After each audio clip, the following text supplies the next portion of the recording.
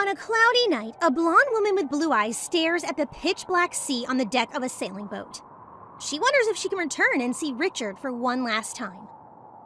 As she clutches the ruby in her hand, the wind swirls.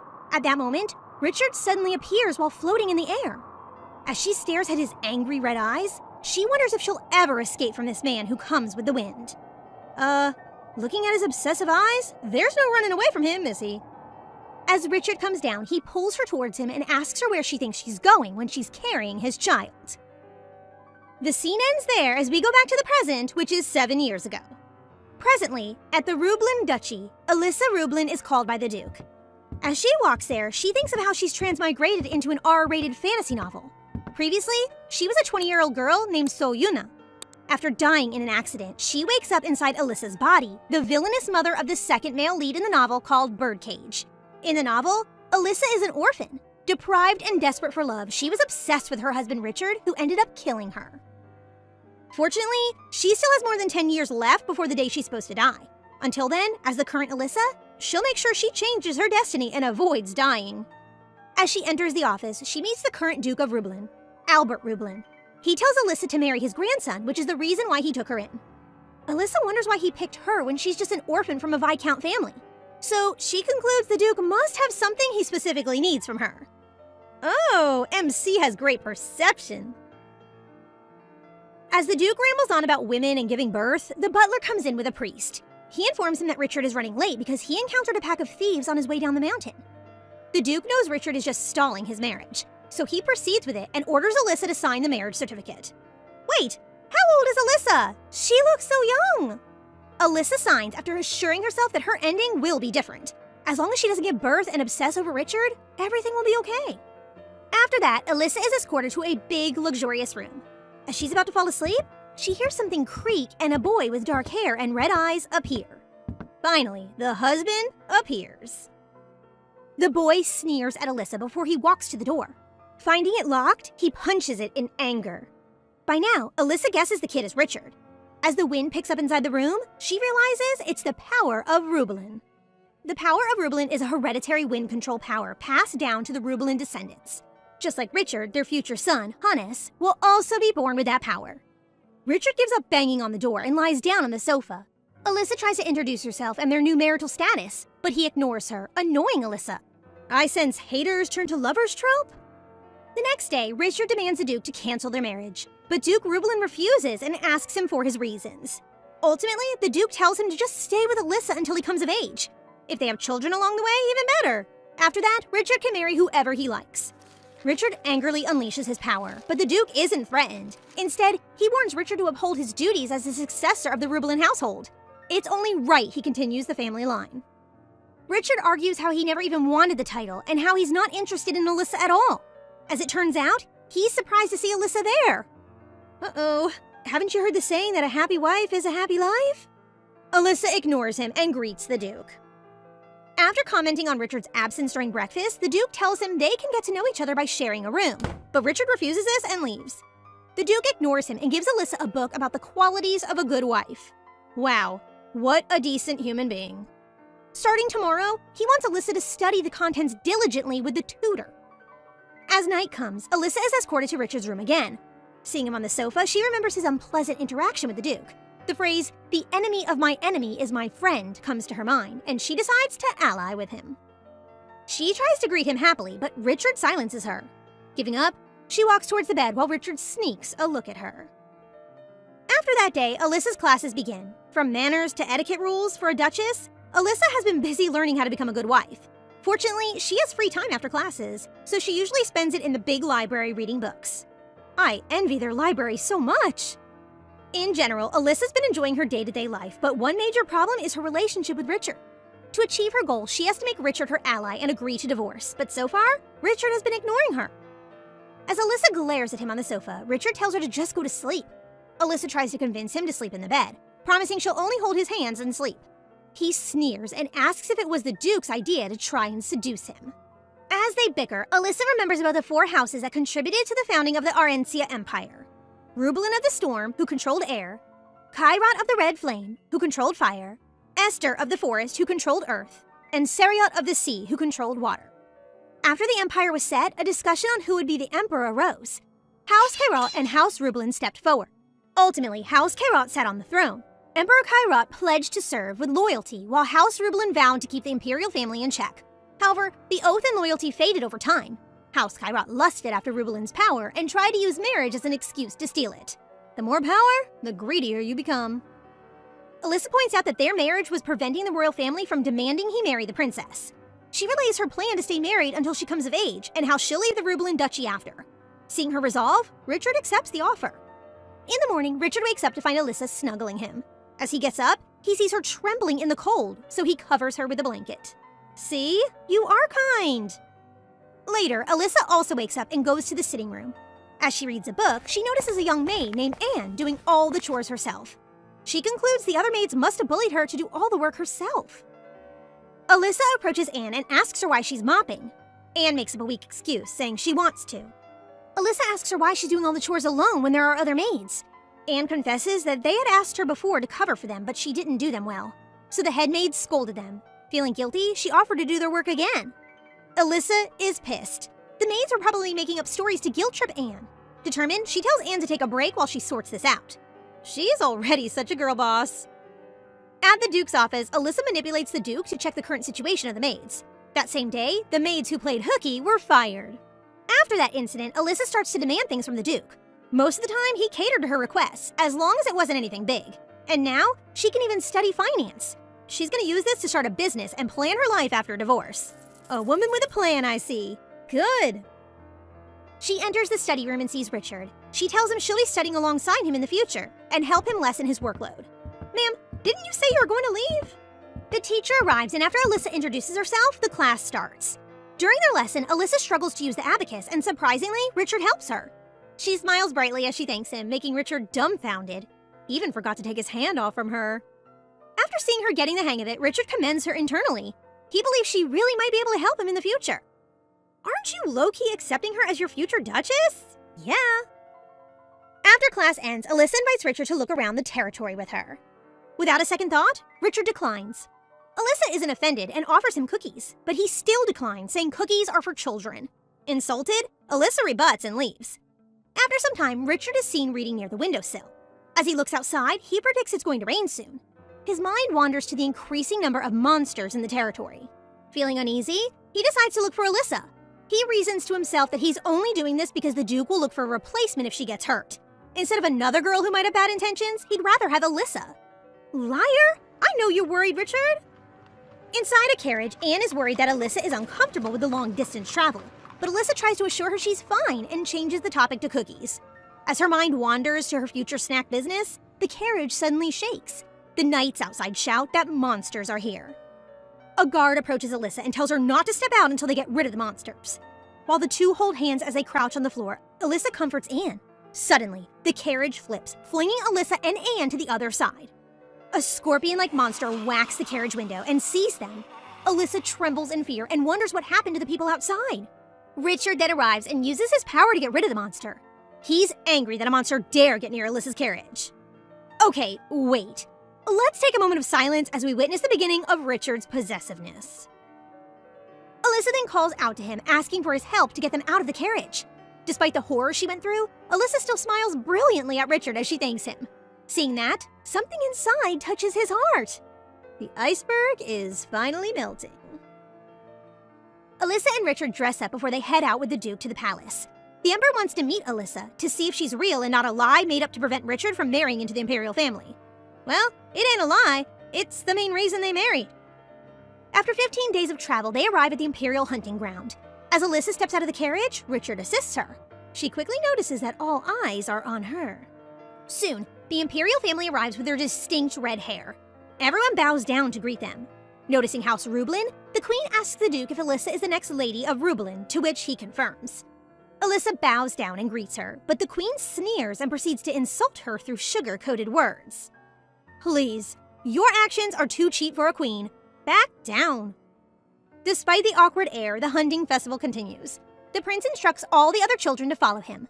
We see the prince and his followers ganging up on a certain silver-haired boy named Ansel. The prince then instructs where everyone will sit and makes Elisha sit next to the bullied Ansel. Elisha now understands why Richard said they were garbage. Wanting to punch him but holding it in, Alyssa follows the prince's order. As she sits in her seat, Richard takes the one next to her. The confused prince tells Richard he should sit next to him, but Richard replies that it's only natural he sits next to his wife. Best hubby.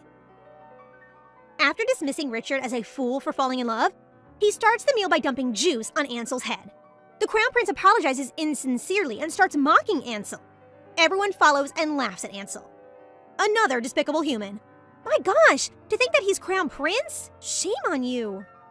Angry at their blatant bullying, Alyssa takes out a handkerchief and helps Ansel wipe off the juice on his face. The royal siblings get angry at her actions, so the prince tries to punish her the same way.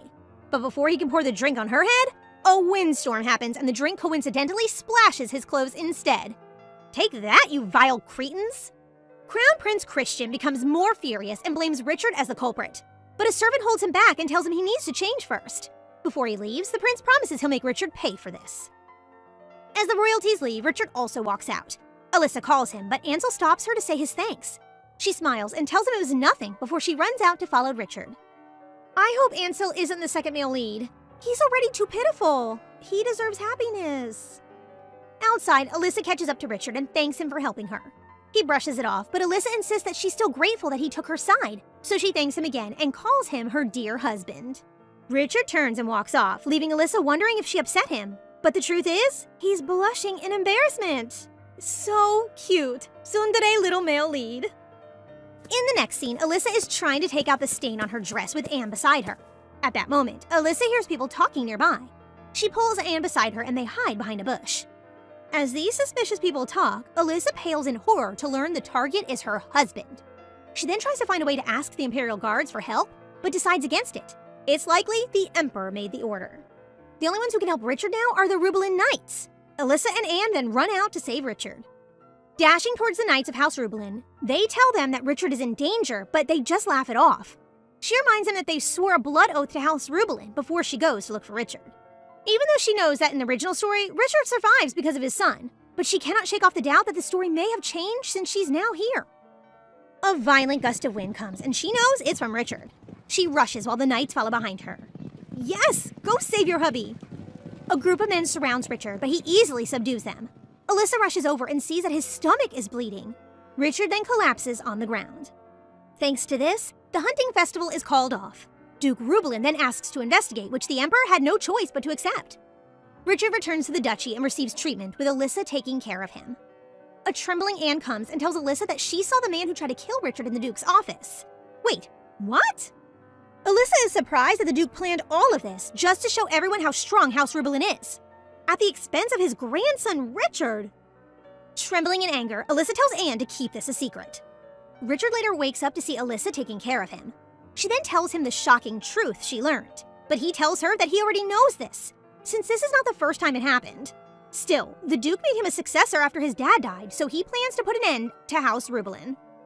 Alyssa now understands Richard and why he acts like so. She tells him he can count on her as she holds his hand. In another scene, Marquess Felice is having an audience with the Emperor about the recent incident. With the Emperor feeling threatened by Richard, the Marquess suggests to get rid of him. He suggests using the Oath of Brothers, the pact made by the 4 houses. If the 3 houses decide to rebel for a good cause, the imperial family isn't allowed to wipe out their family. And if the imperial household turns to them for help, the 3 houses must protect the imperial family no matter what. Marquess Felice says that with the oath, even though it might not directly kill him, it would still put him in a corner. In the meantime, Richard is teaching Alyssa how to calculate when a maid informs her that Count Arden and Ansel are here to thank her. Richard is feeling annoyed that Alyssa has to get dressed up just to meet Ansel when she should be focusing on him. He even barges in on their meeting and pretends to be dizzy. Someone's feeling green. Oblivious to this, Alyssa excuses themselves. Before they leave, Ansel hands them an invitation to a party at their manor. Alyssa thanks Ansel while Richard grits his teeth in jealousy. Later in the evening, Richard tells Alyssa not to get close to Ansel, which she misunderstands as something else. Not wanting to explain himself, he tells her to just go to sleep. While Alyssa is deep asleep, Richard pokes her cheeks and tells her that if she's going to be by his side, she should give him her undivided attention. Eee! In the carriage, Alyssa thinks Richard is cute. He tagged along to the party with her after saying he wouldn't. He's such a tsundere. As they arrive at the Ardens' estate, Richard holds his hand out to Alyssa and tells her he'll be escorting her. Alyssa is surprised with Richard's recent behavior towards her, but she welcomes it happily. The 3 of them, Yes, the Duke was there. Enter the banquet hall with everyone's focus on them. Count Arden quickly approaches to welcome them, making some nobles follow suit. With their attitudes doing a 180, Elisha concludes they must have changed after knowing how powerful Richard is. This must have been Duke Rubelin's goal all along. After Count Arden makes a toast to officially start the party, Elisha and Richard are escorted to a different building for the younger people. As they enter, the others immediately show their hostilities, most of them the Crown Prince's lackeys. Ansel appears and greets him happily. Elisha shoos him away since he's busy. She then drags Richard to the dessert table and shoves a cookie inside his mouth. They're starting to get familiar with each other. So sweet. As she eats, Elisha feels pain in the back of her feet thanks to her new shoes. She decides to go out to the balcony to rest. Richard tries to ask where she's going and notices her limping. As Elisha enjoys taking a break outside, she hears others talking about the Crown Prince and Richard's conflict. They even talk about Richard's illegitimacy and his rumored shady origins. As they laugh, Elisha comes out to reprimand them, but they mock her for being married to a monster. Instead of getting mad, Elisha answers them that she loves being married to Richard. Aww, perfect wifey over here. A silver-haired girl speaks up and tells Elisha she's being cocky. Elisha immediately recognizes her as the Crown Prince fiancée, Rose Felice, the future stepmother of the male lead. They immediately use her status as fiancée to make Elisha bow down, but she refutes them, saying it is Rose who should pay respects and she's still a Felice, while she, on the other hand, is already a Rubelin. OMG, that shut them up? As Elisha walks away, she finds Richard looking for her. Seeing her trembling, Richard holds her hand and calls the petty kids vermins. As they walk out, Richard tells her she can just ignore them in the future. He's used to all their nonsense anyway. Elisha gets mad and refuses to stay silent. Since she decided to be on his side, it's only right for her to defend him, and vice versa. Richard feels touched. It's the first time that someone stands up for him. Aw, you guys need each other. Crouching down, Richard tells Elisha to get on his back. Elisha hesitates at first, but does as she's told, wrapping her arms around his neck. Richard then walks with Elisha on his back, both blushing after their talk. After the banquet, there's a brief peace that Elisha certainly enjoys. She is on her way to the library when she happens to look out the window. What greets her is the view of various men training outside. And did I mention that most of them are shirtless? What a view. I don't blame Elisha at all for her blatant staring.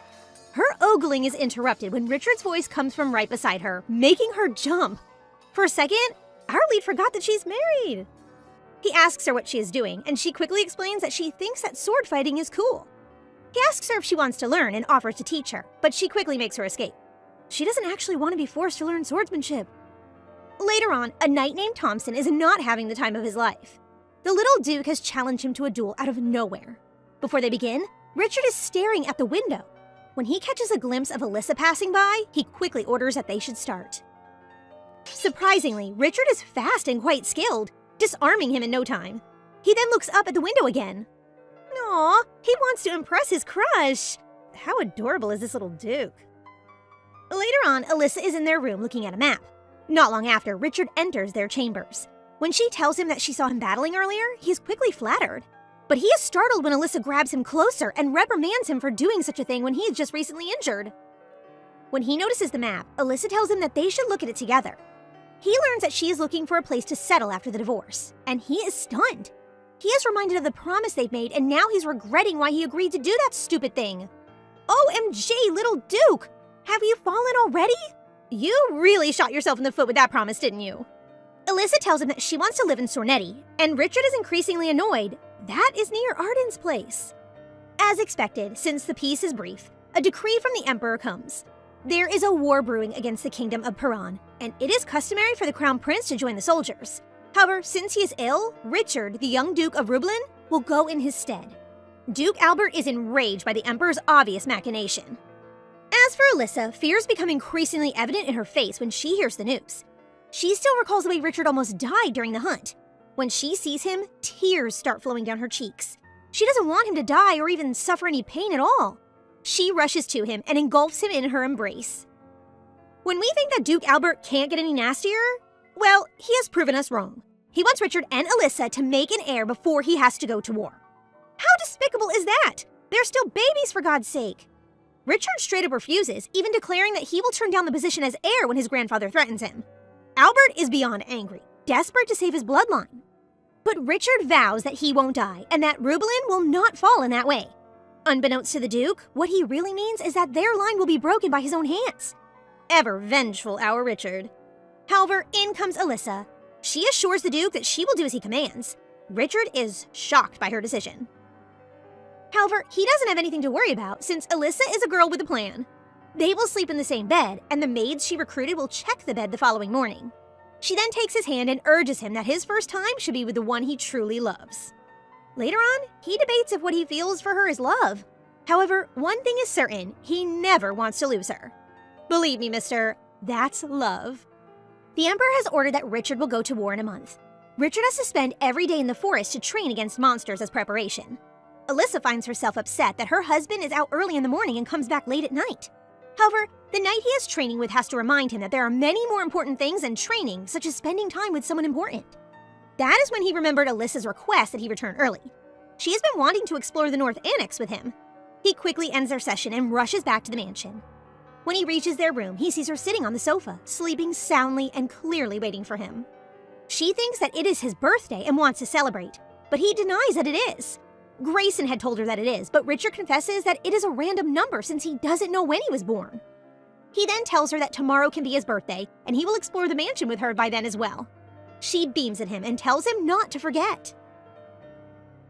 The night before Richard's departure, Elisha suddenly hugs him the moment he enters their bedroom.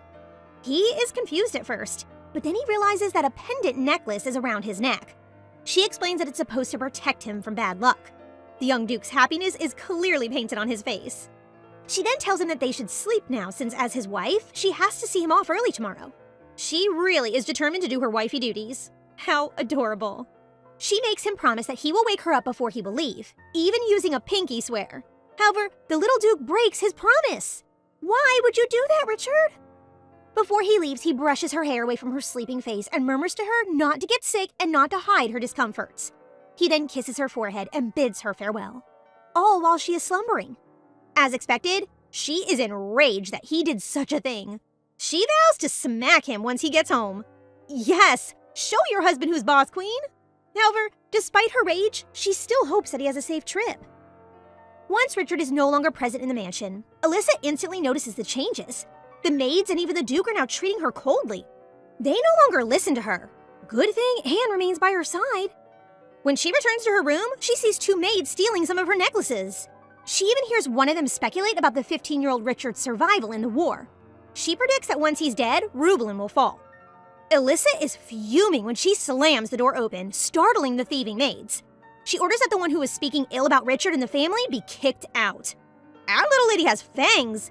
Never speak of her husband like that again. After a month, Elisha holds on to hope that Richard will prevail despite others believing otherwise. She knows how strong he is. And to prove her right, Anne comes barging into her room to announce that the little Duke has won his first battle. Duke, Albert, and Elisha attend the Emperor's birthday party, and Elisha has a determined look on her face. She recalls how suspicious it is that just a week after Richard's departure, the Crown Prince, who is ill, has recovered and is lively once again. How dare this guy attend a banquet when her husband is on the battlefield? She will take the cookie jar away from him for sure. It soon becomes noticeable how the noble's opinion of Richard has changed because of his victory. Prince Christian is not at all happy about that, especially since he is now being compared to him. Suddenly, he catches sight of Elisha, so he smugly approaches her. When she greets him with a bright smile, he realizes just how pretty she is. She inquires about his health, and he explains that as a son, he should be present on his father's birthday.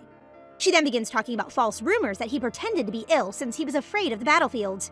The prince is outraged, but Elisha tells him that she must have heard the rumors wrong. The prince then arrogantly declares that he will join the reinforcements this time. The moment he utters those words, Elisha knows that he has fallen into her traps. Our little lady is quite devious.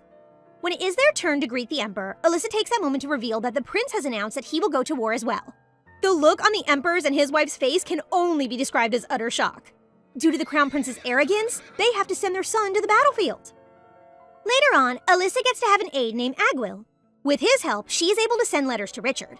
The war with Paran is taking longer than expected, and it has been 7 years since it began. In the mountainous cold regions, a mature and grown Richard reads another letter from his wife with a smile on his face. He is interrupted when Sir Thompson informs him that a man has been sent by the Emperor. A grand feast is to be held there for them.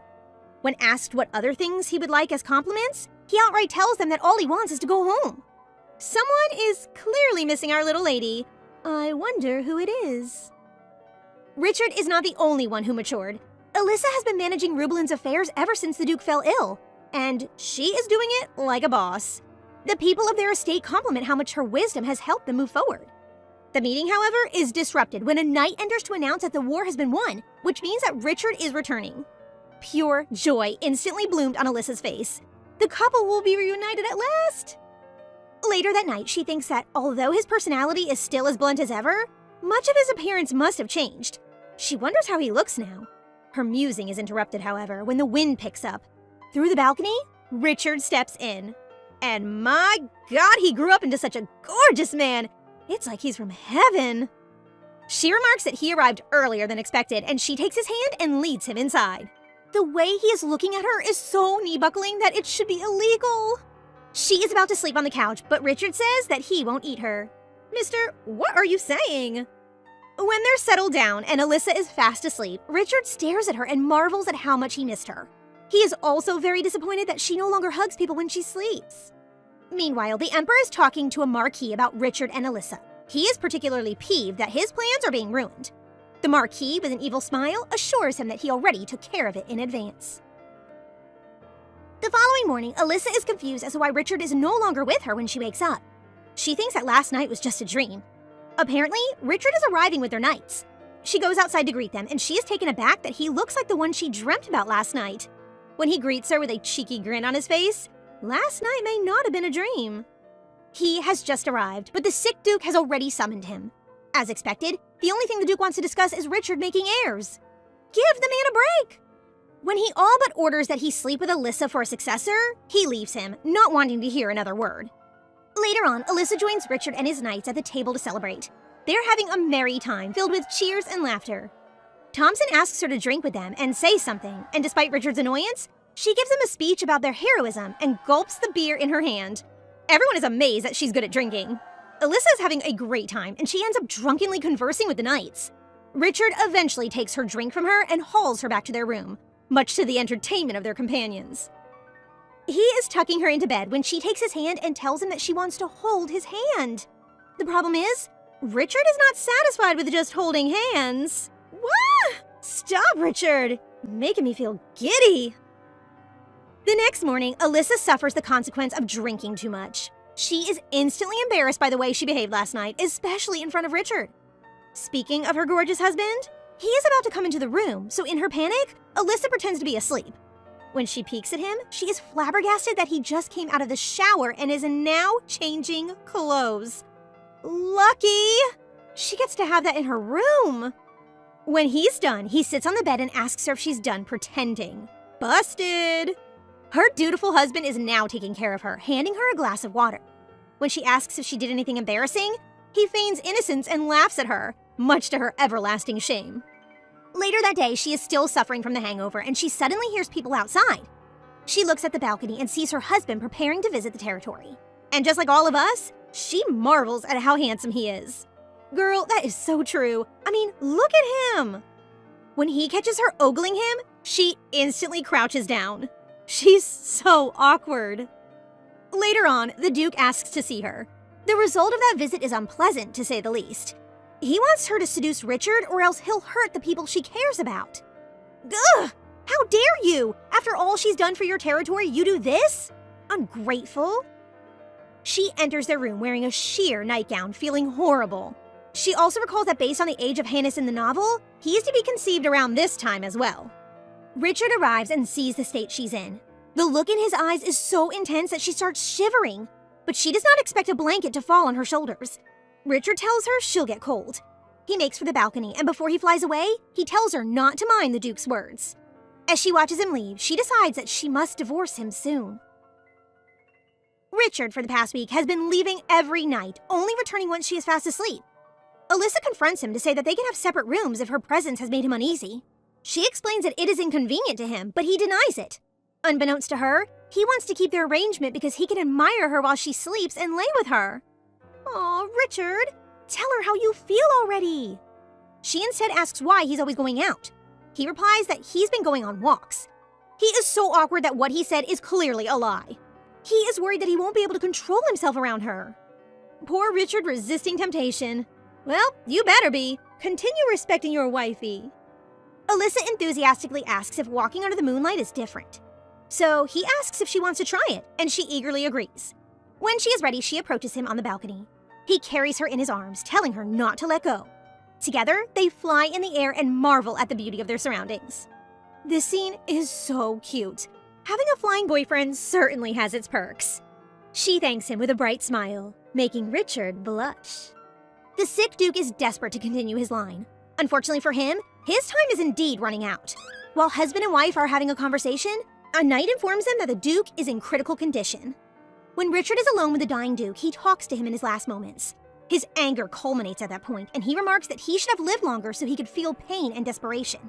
He tells him how Rublin is now his and asks him to keep his eyes open in hell. The couple are working together in the office, and Anne observes how beautiful they are together. It is like they are born to be a couple. This is why she's confused about why Alyssa wants to have a divorce. Suddenly, she remembers a letter that was sent to him, so she hands it to him. It is a letter from Ansel. Alyssa reminds him that they used to help them before. However, he is not concerned about any of that. What he wants to know is why he is sending her a letter. The jealous husband is showing again. When the documents have been discussed and the others dismissed, she tells the Duke that she has something to tell him. He becomes even more attentive to what she has to say, and she falters. How is she going to say that she wants to have a divorce? The marriage is contractual, yes, but she has been living as a mistress for 8 years. However, she knows she has to do this. She wants Richard to be happy with the one he wants. He wants you, dear. Please, communicate. Before she can say anything, they are interrupted by Thompson, who informs them that monsters are in the West Forest and are attacking civilians. The Duke tells his wife that they will talk later when he returns. He has to deal with the attacks instantly. When he leaves, Alyssa is nervously left behind. Not long after that, she is interrupted once again. An avalanche on Mount Rook has buried 20 houses. Alyssa swiftly goes to her Duchess mode and orders what needs to be done in order to help, even announcing that she will go to the site herself. When she arrives, she witnesses the extent of the damage. A little child is there and crying, asking for someone to help her brother. Apparently, the boy went to the forest to gather firewood and he has yet to return. Alyssa knows that he is in the Western Forest where the monsters are currently attacking. She comforts the kid and asks for her name and her brother's as well. She hugs her as comfort and commends her bravery. She assures her that the knight will find her brother. However, she knows that they have to find the boy as soon as possible. They are able to help relocate the victims to much safer places. Alyssa instructs that enough relief supplies should be provided. She then asks Sir Lawrence if the child has been located, and she learns that they are able to find his footsteps leading into the Western Forest. Alyssa has decided to go with the knights to look for him. When they reach the forest, they instantly search high and low for the little boy. Agwell notices that it is not safe for the Duchess to stay any longer since it is about to start snowing hard. However, Alyssa needs to investigate something. All of a sudden, they hear a child's voice, so they follow the direction it's coming from. They have found the kid. She approaches the boy to comfort him when he suddenly screams. Dire wolves are lying in wait for an attack. Before she can move away, it jumps at her, and all she can do is flinch. Surprisingly, something happens when her fingers accidentally graze the wolf. Rather than harming her, the dire wolf calms down for no reason and begins looking at her adorably. What? This is so unexpected! Is it possible that she has hidden abilities? Before she can think about it further, the wolf is driven away by a knight and the others have surrounded her to protect her from all the other wolves.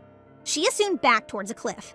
Just when the situation seems to be hopeless, the wind picks up and with it comes Richard. Woohoo! Husband to the rescue! He summons lightning from the sky and electrocutes the wolves. Alyssa is so relieved that he arrives and she calls out to him. However, a horrified expression appears on his face. It is too late when she realizes that the cliff she is standing on has broken off. She is suddenly falling with nothing to hold on to. Richard, without any hesitation, launches himself after her, wrapping himself around her. Unfortunately, the fall is too fast and he cannot stop it. Duke and Duchess are plunged into the icy waters. The stream is too strong, making it harder for Richard to go to the surface. Seems like there's magic at work when the current changes its direction. Otherwise, they would have been in danger. Alyssa still hasn't regained her consciousness, so Richard has no choice but to perform CPR. Fortunately, Alyssa coughs water, but her temperature's dropping. Richard hopes that there's a village nearby. When Alyssa wakes up, the first thing she sees is Richard's chest. Confused as to why they're both hugging while being undressed? Richard is obliged to retell what has happened. Alyssa Alyssa assures him that she's fine now. Well, she isn't fine at all. She doesn't know where to look. Well, my lady, isn't it obvious? Just look straight. Alyssa clarifies that she doesn't hate him. In fact, she likes it. I think she more than likes it though, cause we sure do. The way they are now, her locking eyes on his chest as she rests her head on his biceps. Oh, God. Can you see those biceps? They probably feel good to touch. Richard hasn't said anything, but the way he puts his arm on her body, it's giving "you can't move away from me" vibes. However, Our Lady can't handle the tension anymore, so she finds an excuse to get away from him. I understand you, girl. We can't handle the tension either. Instead, Richard offers her wine. It's a survival item to maintain temperature, so he always carries it around. Without hesitation, Alyssa drinks it like water. Oh, might be the start of something spicy. While sitting in front of the fireplace, Alyssa expresses her gratitude for saving her life. With a beaming smile, she also thanks him for returning safely. Richard is too stunned to speak, but when he recovers, he tells her to get some rest. But Alyssa doesn't want to, asking if he doesn't feel anything given their situation. Oh my God, stop, girl, you are wild. Realizing what she has said, she gets up, but oof, alcohol's kicking in someone's head. Luckily, Richard catches her with just one arm, bringing her closer to him as they take up the space between their faces inch by inch. His lips pressing onto hers only breaks away to breathe for air, but she wants a little more. Seems like the fireplace isn't enough to warm them up, and so they spend the night together, calling out each other's name in between. And we all know what they did. Alyssa's fast asleep, but Richard stays up, apologizing for spending their first night in a place like that. But it was nice when she urged him. He then kisses her forehead, hoping that she feels the same way. That morning, Alyssa wakes up first with a hangover, of course. However, she still remembers some memories as to what happened the night before. She's panicking out of embarrassment. Richard wakes up, all in good spirits, only to be broken by Alyssa's words. She apologizes for being too drunk and that it won't happen again. Ouch! Seems like someone's expecting more. Richard is about to cup her face, but the knights have come looking for them. However, Alyssa's still not feeling good, so she fell unconscious in his arms. That day, she dreams of her other self choking on her, saying that she has to get rid of the original plot or she'll end up dying like the original Elisha. Meanwhile, Thompson goes inside Alyssa's room where Richard is, handing him a stone that they found inside the body of the monster who attacked them that day. The Devil's Soul Stone grows only inside the canyon of the northwest land of the Rubelan territory. If someone touches and absorbs it, it will slowly erode their souls and take their lives. For Richard, it only means one thing. Someone brought the Soul Stone from the tainted land and sprinkled it all over their territory. And so, Richard decides to investigate the canyon. There, soldiers already lost their minds. Richard pierced through their chests not to let them suffer any longer. As they go further inside, they find the Lake of Purification, which is said to contain the power of Aryan. It is said to block the evil energy of pollution. Suddenly, a monster in human form with a menacing aura slowly approaches them. Richard warns the monster, but it keeps on advancing. He has no choice but to take it down. Just then, it speaks. This monster has been waiting a long time for his desire, referring to Richard himself. After that, Richard thinks that this monster is somehow familiar. However, things only get worse. Richard suddenly feels pain, poking right in his chest. Oh no, our Rich! Back in the mansion, Alyssa is more anxious after that dream she had. She then starts asking herself if Richard will still treat her the same way. Being hurt by what she thinks is an unwanted relationship. She realizes that it's not different from the original. What if he hates her? Suddenly, the servant comes in, bringing bad news about Richard. She quickly stands and rushes to find him. The servant informs her that Richard fainted in the cave, but he is now safe and will soon reach the mansion. Outside, she hears people talking and sees Richard. She calls out his name only to walk right past her, coldly telling her that they'll just talk later. That small interaction makes her think that he must really hate her that much. Shortly after, in Richard's room, he takes off his shirt as his body's covered with dirt, saying that he almost got Alyssa's dress dirty. Also, he intended to hug her as soon as he saw her as usual, but he remembered what Thompson had told him. It would be better to temporarily avoid contacting others since the bad energy that clings to him would easily be transferred to weak people, like Elisha, for instance. No, how thoughtful of him. And so, he decides to keep his distance from her for a few days. Moreover, he is still bothered by that monster in the cave. Normally, he would have just let it go, but this time, he feels so insecure. Moments later, a broken badge has been found near the cave, and the back of it is engraved with Viscount Lox's picture. The Viscount Locke's family is a famous one who's on the Emperor's side. To be specific, they are famous as Arryns who follow the order of Marquis Felice, the family-in-law of the Emperor. Simply put, they're now targeting Rublin as a whole. He then decides to visit the Viscount together with Elisha in 3 days. Meanwhile, Alyssa's spacing out in her room, overthinking about how Richard is treating her for days. Anne cheers her up, saying that she doesn't have to worry about Richard since he's a very strong person. Alyssa smiles and informs her that she will have a meal at the restaurant tomorrow. She then goes to the dining hall to eat, but the butler tells her about Richard's condition, so he won't be eating with her as of the moment. Alyssa understands, but still, it feels empty and sad. That night, she goes inside his office and talks about what happened between them last time. For her, it was just an accident, and since they're a married couple, it's not a big deal, so he shouldn't worry about it too much. No, Alyssa, no! That isn't the case here. You think you are assuring him, but no! He's now hurt. Apologize to our Rich now. Richard grits his teeth and coldly responds that she shouldn't be worrying about it. He then walks past her for the second time to open the door, asking her to leave since it's still dangerous to get closer to him. When she takes her leave, he closes the door and sits on the floor holding his head, badly hurt about what she said. I feel bad for him. What's the point of saying that she doesn't mean it only to hurt herself? And not only that, he's now doubting everything they did together. When will she love him? Since that day, they haven't had time to meet and talk. They even ride in different carriages. Anne notices that she looks rather pale, but Elisha just assures her that she's fine. On their way to the capital, Elisha can't help but to feel like she'll never come back to the continent. It's just, she really has to leave. Fast forward, it's been half a month since she started to come to the capital, but during that time, she's having carriage sickness and fever. Richard orders the knights to rest for a while to give Elisha some time to relax. Since the toxic energy is now gone, he decides to visit Elisha in the tent. Finally. Anne then goes inside, bringing some food. However, Elisha feels rather disgusted than hungry, so she runs away from the tent. Richard follows her, worried about how she also hasn't eaten anything these past few days. Elisha just assures him that she'll see a doctor when they arrive in Akaroya, but for now, she wants to take a rest, leaving him behind without even looking at him. Elisha realizes that her period hasn't come yet this month. Could it be that she's pregnant? Oh, we'd love to have a mini Rich or mini Elis. But Richard always wants to end his family line, so she's thinking that he won't want or even like the child. On the contrary, maybe she'll have to accept his resentment and hate because in the original novel, he hates the unwanted child and plans to get rid of it. Elisha doesn't want that. In the capital, Richard calls the doctor, but Elisha keeps finding an excuse not to be examined. Richard even offers to stay by her side so she doesn't have to worry. This is the least she expects. Richard will know the truth. Suddenly, Thompson has a very urgent matter that needs Richard's presence. This time, Elisha immediately dismisses the doctor and asks Anne to find a talkless one who lives somewhere outside the capital. Indeed, she's pregnant. This is not how she expected things to turn out. Anne asks that compared to divorce, wouldn't it be better to live with her husband? Elisha then tells her that Richard doesn't want their baby. To be exact, he hates children a lot. A person who hates children but slept with Elisha without any preparations? Anne thought it was wrong to think of him as someone deserving of Elisha. How could she be so happy to live with that irresponsible man, right? Calm down, Anne. Those are groundless claims. We should be neutral here. I'm actually Team Richard. Back in the mansion, Elisha recalls what happened to the original story.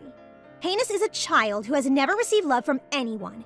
His mother, Elisha, only negs for her husband's love and never cares about him. His father, Richard, always hated him since he was still in his mother's womb. A child who grew up unloved becomes a supporting character with a twisted mind. He kidnaps and imprisons the female lead and begs for love like his mother. Elisha, in the present, doesn't want that to happen. In a short time, she will definitely not divorce Richard and live together as colleagues and run away from his territory before hearing Richard saying that he will have no baby. How can you assume things will just turn out like that, Elisha? And so she promises to her child that she will definitely give him a happy life. A few days later, while reading a book related to family power, a letter arrived from Count Ardennes. In the letter, the repair of the villa ended last week, assuring her that things will happen the way she wants them to. Glad to receive good news. She has to prepare quickly. However, Richard goes inside after calling her many times, but then he notices the letter in her hands.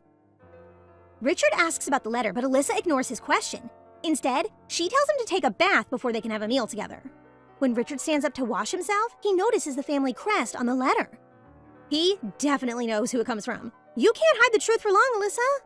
The next day, Richard visits the Emperor and reports that he discovered traces of someone who led monsters into the Demon Soul Stone. He is disgusted by the fact that the Emperor still behaves indifferently even though Richard has come closer to the truth. Richard emphasizes that it is a very strong threat, almost murder. Whoever did it must be afraid and jealous of Rubelin. If he finds out the person behind it, he will use the name of Rubelin to punish him. After that, Richard leaves the throne room while the Emperor clenches his fist out of fear and agitation. Suddenly, Richard feels pain on his shoulder, but he just ignores it, thinking it's not a big deal. That night, when he comes home late, Elisha waits on his doorstep. He tells her to just talk tomorrow since it's already late, but Elisha insists on talking about it now. Without hesitation, she tells him to get a divorce. No, Elisha, please don't do this to our Richard. Richard looks surprised, so Elisha reminds him of their promise 8 years ago. Richard seems to be losing his cool, and he starts to question if it is because of Ansel Arden gripping both of her arms. Elisha denies his accusation as he looks away, gritting his teeth out of anger. He claims that he doesn't remember that they made a promise, but deep inside, it was him who fantasized himself. He realizes that after that day, she stayed without saying anything. However, he still doesn't want a divorce. No, never! He holds her head with both of his hands while looking straight into her eyes, angrily declaring that she is his wife, the mistress of Rubelin, now and forever. Okay, just cave in, Elisha, cause we definitely are. As he closes the door, Elisha trembles in fear, crying while Richard reacts angrily when she's only making a decision that makes everyone happy. Based on what has happened last night, Elisha thinks that nothing's impossible, so she decides to talk to him one more time. But Richard goes in the room and asks to go outside to get some fresh air, scratching the back of his head. This shy side of him is top tier. He looks so cute and, well, less like a villain. When he comes back to fetch her, he's mesmerized by how beautiful and elegant she looks. But, well, it goes both ways. She's also staring at him as if she's looking at an art. They're a perfect couple, y'all. In the carriage, Richard doesn't say anything and just looks outside. Richard is so different from the original. He accepts her as both a family member and a friend. No matter how uncomfortable he feels, if she's tired or in pain, he always gets worried. He even refused to divorce. The possibility that it is due to the relationship between them being different from the original is very high. Yes, Elisha, that's exactly the point why you shouldn't leave him. The future is not divorce, but a family. She suddenly fell asleep after thinking about it too hard. Richard notices it and lets her rest on his shoulder. However, in his mind, he keeps asking why she always intends to leave him. They've lived apart for 7 years, and it's not long since they've lived together. But she only remembers the promise from 8 years ago and always wants to leave him. But now, he can't live without her, hoping that she'll always be by his side. Now this is what we're talking about, Elisha. Surrounded by sakura trees blooming beautifully, Elisha now feels a lot better. A lot of families also visit the place to have a picnic. Seeing a child on his father's back, Elisha asks Richard if he ever thinks of having a child. No need to ask, it's already in her. Because of Albert, Richard doesn't want children, but he doesn't hate them at all. He hears that pregnancy and childbirth are a very tiring process for women. Looking at Elisha's small and weak body, he can't just let her give birth and endure a painful process. If Elisha doesn't want a child, it's still fine. So he tells her that he has never wanted a child. Really? We don't know who to poke here. They both misunderstand each other all the time. However, he's about to say something, but he's cut off when Thompson stops a kid from greeting Elisha. Elisha just waves at the kid as Richard asks her to go back into the carriage. Elisha confirms that he doesn't want it. She knows that he has to leave. Confirm what, Elisha? We're so close to smacking you both on the head. Elisha isn't selfish to her own hopes. She completely understands what Richard has been through growing up, so it's quite understandable on his part. And if she can't get a divorce, then she'll just run away. Anne brings the pregnancy medicine at hand. Suddenly, Richard approaches from behind and asks Anne to leave. He then holds her hand and asks her what her illness is, seeing the medicine Anne handed over. Elisha lies about it, but then he grabs her waist and hugs her tightly, asking if she's dying somewhere alone. This is so funny. Kidding, we're in a very serious situation here. He clearly doesn't want to let go of her. He's now crying, saying that if she wants to die, then at least she can die in his arms. I can't really stop from laughing. He looks like he's about to rip his heart open, but his wife's just pregnant and she doesn't want him to know because of a simple misunderstanding. LOL. Back to the story, Elisha now looks at him and wipes his tears, feeling weak at the sight of him breaking down. If he keeps doing that, then she'll hold out hope like a fool. And so, she assures him that she's just having stomach aches. Because of that, Richard takes care of her for a few days. At this rate, it's only a matter of time before she gets caught. On the bed, she touches his face and hugs him as they sleep. She just wants him to be happy, begging for him to understand her. She has no choice. Yes, you do. Just tell him the truth. That morning, Richard leaves for work. Alyssa then hugs him tightly. This time, she's able to say goodbye. Alyssa and Anne manage to escape the mansion through the underground paths without being noticed. As soon as they arrive in Arden's center, she approaches a worker and asks to retrieve all her belongings. Inside, the manager serves them a little snack as she prepares the things that Alyssa needs. Apart from that, everything is taken care of. Suddenly, Alyssa's stomach hurts at the smell of food. Shortly after, she collapses. Anne asks her to stay for a while and rest, but Richard will surely find them soon. The manager then offers to help them. In the woods, Viscount Rojas runs to escape, but Richard is just waiting for him up in the tree, asking where he's going so early in the morning. Richard saves him a lot of trouble for talking nonsense that will only upset him. He then knocks the Viscount down. The Viscount promises to tell him everything in exchange to spare his life. However, there are also attackers behind them, but it's not targeting Richard, but the Viscount. Suddenly, he feels pain on his shoulder, and the next thing he knows, he has already killed the attackers with black magic. Just then, Thompson comes and informs him that Alyssa's gone. Since it's time for morning worship, Pope Aidan Seriot's presence is needed. A little trivia about the Seriot family is that it is a family that has been pope for many generations. The one with the greatest power will become the pope and devote himself to the people, and they will build shrines to help poor and sick people. In addition, the Empire already knows about the growing strength of the Seriot family, but the commoners always believe in them.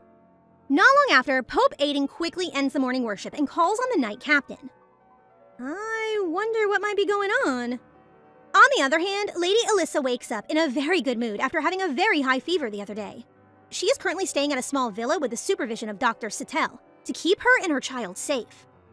After a short while, a madam comes to see Alyssa to ask for a favor since her daughter is sick and she needs a doctor. Their family doctor was sent to aid the nearby town since it is experiencing an outbreak of plague. Now that their daughter is sick, they need a doctor to come check on her. Alyssa thinks that it is dangerous to bring a child to a village full of plagues, thus, she immediately calls her doctor to help them. Now that her daughter is safe, the madam is extremely grateful for Alyssa. Come to think of it, they have not introduced each other properly yet. The madam introduces herself as the Emperor's sibling, Olivia Beltane. Meanwhile, since Alyssa is running away, she fakes her identity and introduces herself as Alyssa Thearte. Alyssa assumes that Olivia must have married the Marquise. She then asks more questions about Princess Beltane and the other way around. Alyssa tells her that she got a divorce recently, which is why she's alone. Afterward, Princess Olivia takes off her necklace and gives it to Alyssa. A very long time ago, Olivia had a close friend, Yulia, who often came to her when she was pregnant. At that time, she was not in the right state of mind, so she behaved badly without knowing that it was the last time seeing her. She will forever regret that she turned her dearest friend away. That is actually so heartbreaking. As Olivia gives the necklace, she says that meeting Alyssa makes her miss her best friend. She tells Alyssa to visit Beltane if she ever needs help.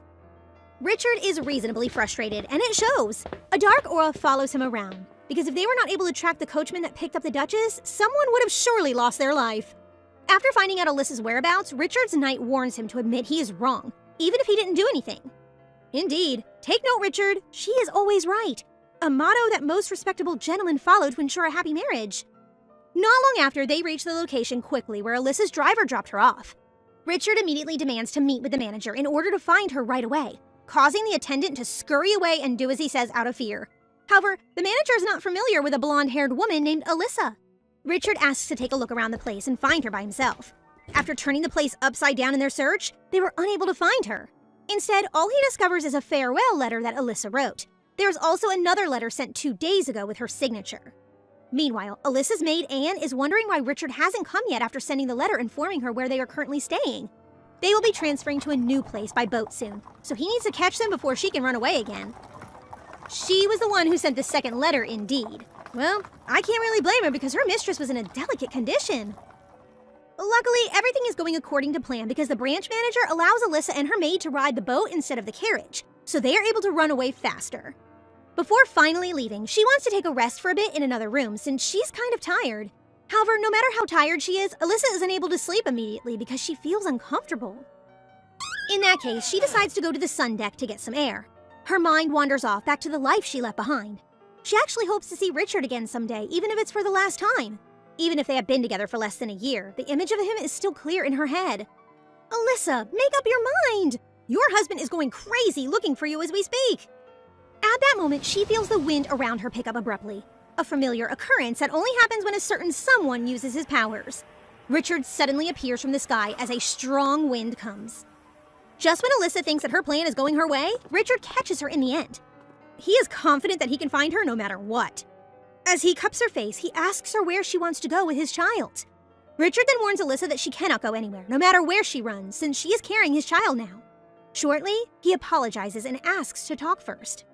Before having their talk, Alyssa goes back to her room first with Richard. He leaves her alone with a maid for a while. As soon as she sits on the bed, Anne apologizes immediately. She admits that she sent a letter to him revealing Alyssa's whereabouts because she was afraid something bad would happen to her.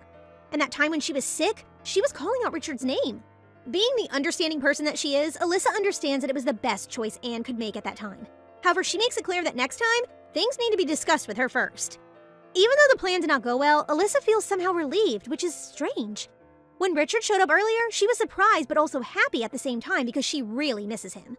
The truth is, Alyssa is actually afraid that Richard will kill the child, which is why she is running away. Not long after, Richard comes back into the room. Now that they are alone, he asks why Alyssa is keeping her pregnancy from him. She explains that it seems like he does not want the child because she overheard his conversation with Aaron back then. So, everything is just a misunderstanding? Guys, I'm no marriage expert, but communication is the key. Her plan is to bring the child to a place no one knows and raise it well.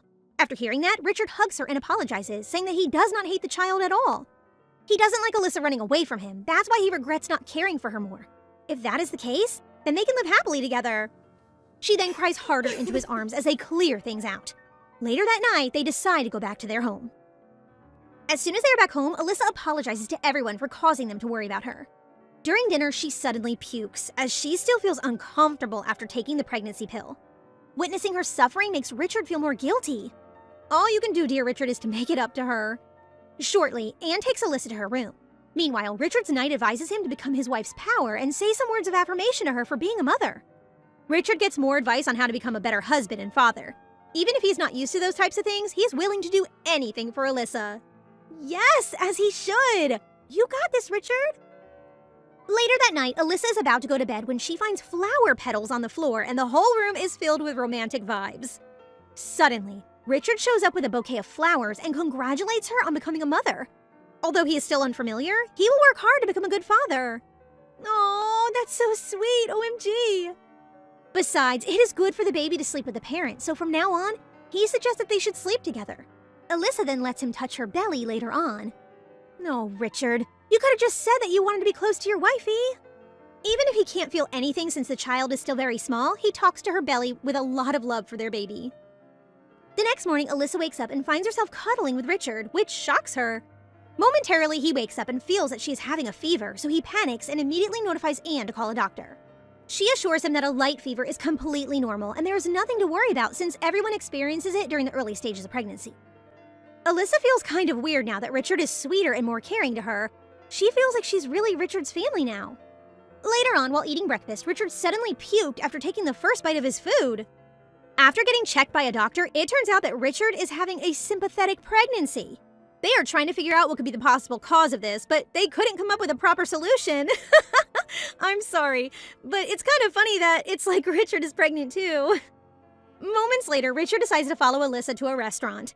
They are now talking about the matter with Viscount Lohas. The agenda for the day will be the last interrogation, and if there is no special news, he will release him. He is still quite aggressive and violent in some ways. However, Alyssa tries to tame him to calm him down. Her plan is to drag Viscount Lohas to their side instead of killing him, since they will benefit from him in the future. Somehow it is working because in the end he agrees with her alternative plan, which doesn't involve violence.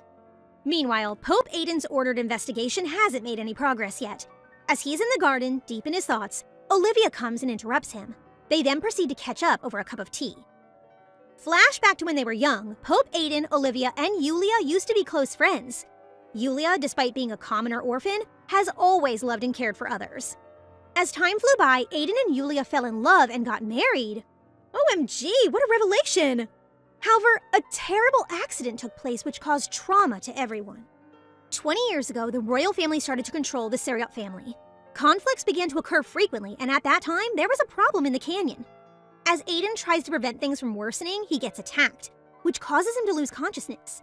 In the process, Yulia was implicated in treason and ran away so that she wouldn't die. After Aiden miraculously woke up, everything was completely messed up. Desperately, Aiden searched for his wife.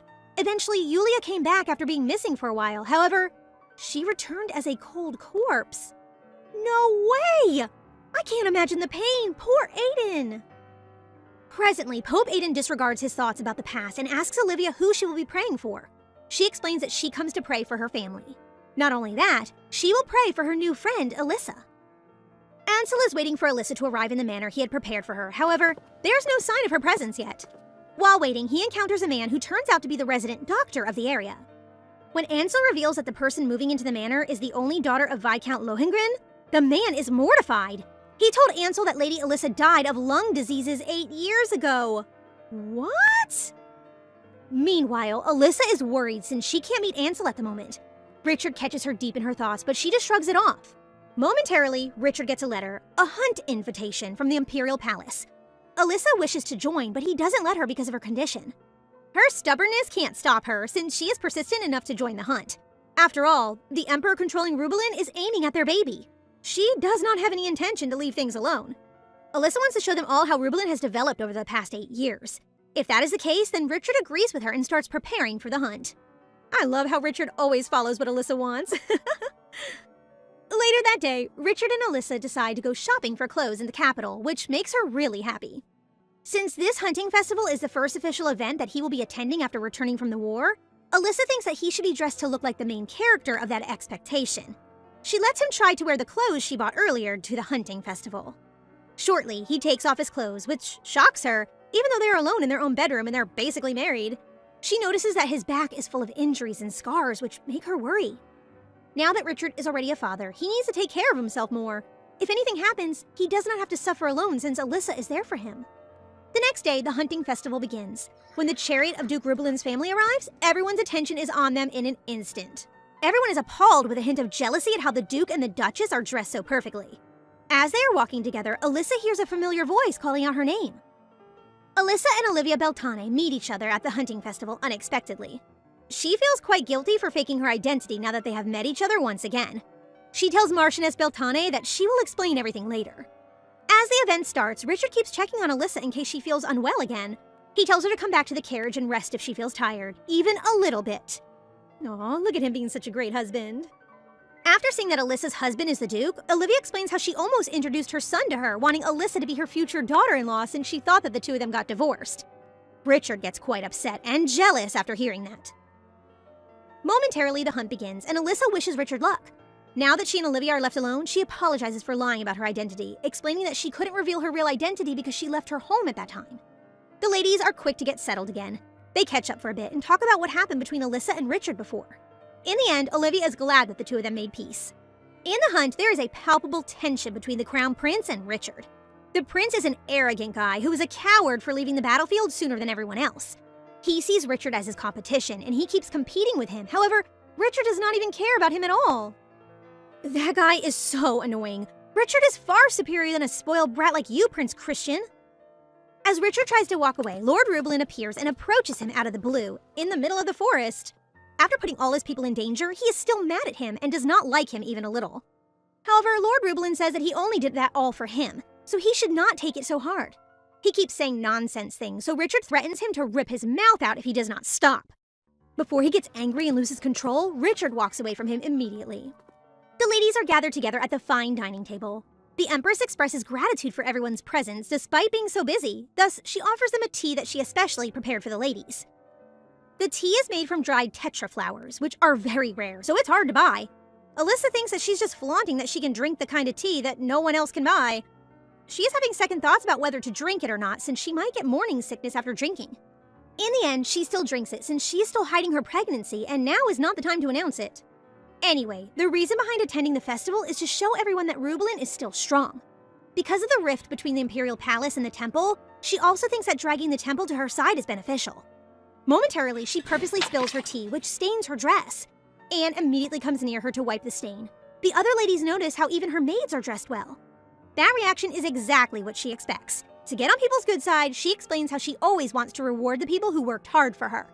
Moreover, a little compensation is enough for people to improve their working sense.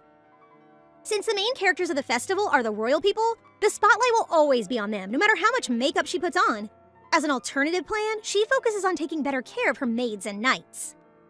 If this thing is spread word for word, many talented people will come because everyone wants to work in a place where they are treated well. That is Alyssa's way to show her wealth. Gosh, she is so brilliant. Moreover, she continues with her plan by mentioning an ore deposit containing luminescent stones just recently. The royal ladies are in awe since the scale of the mine is huge. Elisha shares that she intends to expand another business with luminescent stones. She is planning to take this opportunity to find another family to cooperate with. However, the conversation is cut off by the Empress since she wants to talk about topics that everyone can relate to. Moving on, the Crown Princess presents brownies made by their chef for everyone. As soon as Elisha smells butter in the brownies, she suddenly feels like puking. She tries to prevent herself from vomiting or else she will be criticized. However, she can't help it anymore, so she excuses herself. Luckily, Richard appears out of the blue just in time and rescues her.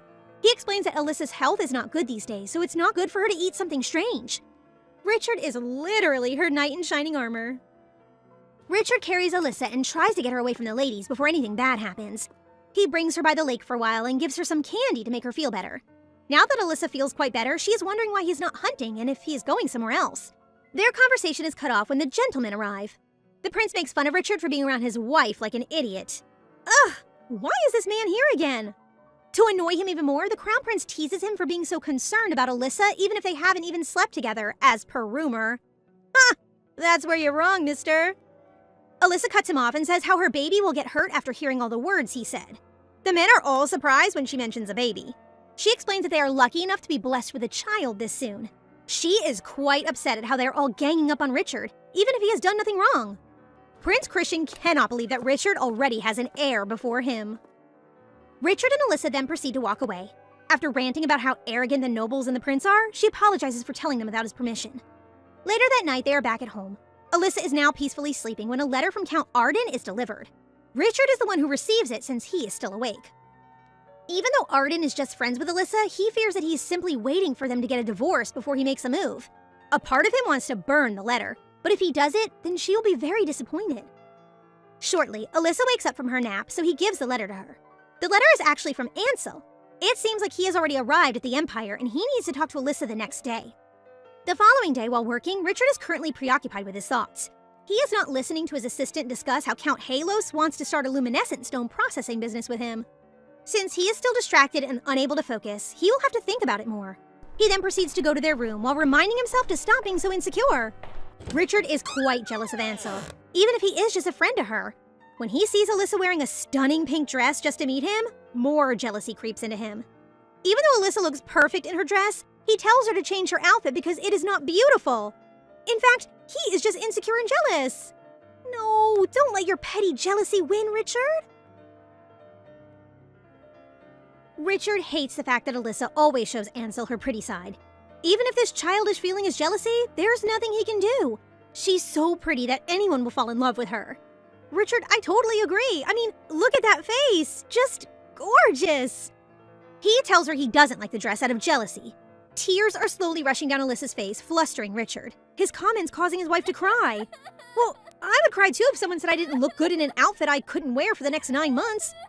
At this point, Richard, who's unaware of how pregnancy hormones work, is kicked out of the room. It's all about the hormones, you guys. Richard wants to explain himself, but Alyssa's still currently in her hormonal tear storm. Richard apologizes to his wife by the door, wishes her luck with her talk with Count Ansel, and left after realizing how immature he had been. Poor Richard. Why did he even talk to her that way? While Alyssa's 2 servants help her in getting ready, they continue to discuss why the Duke said those things when the Duchess is actually quite splendid today. One of her attendants, Anne, questions if the Duke might not be aware of the current trends in fashion. He just gets jealous, girls, nothing about his taste in fashion.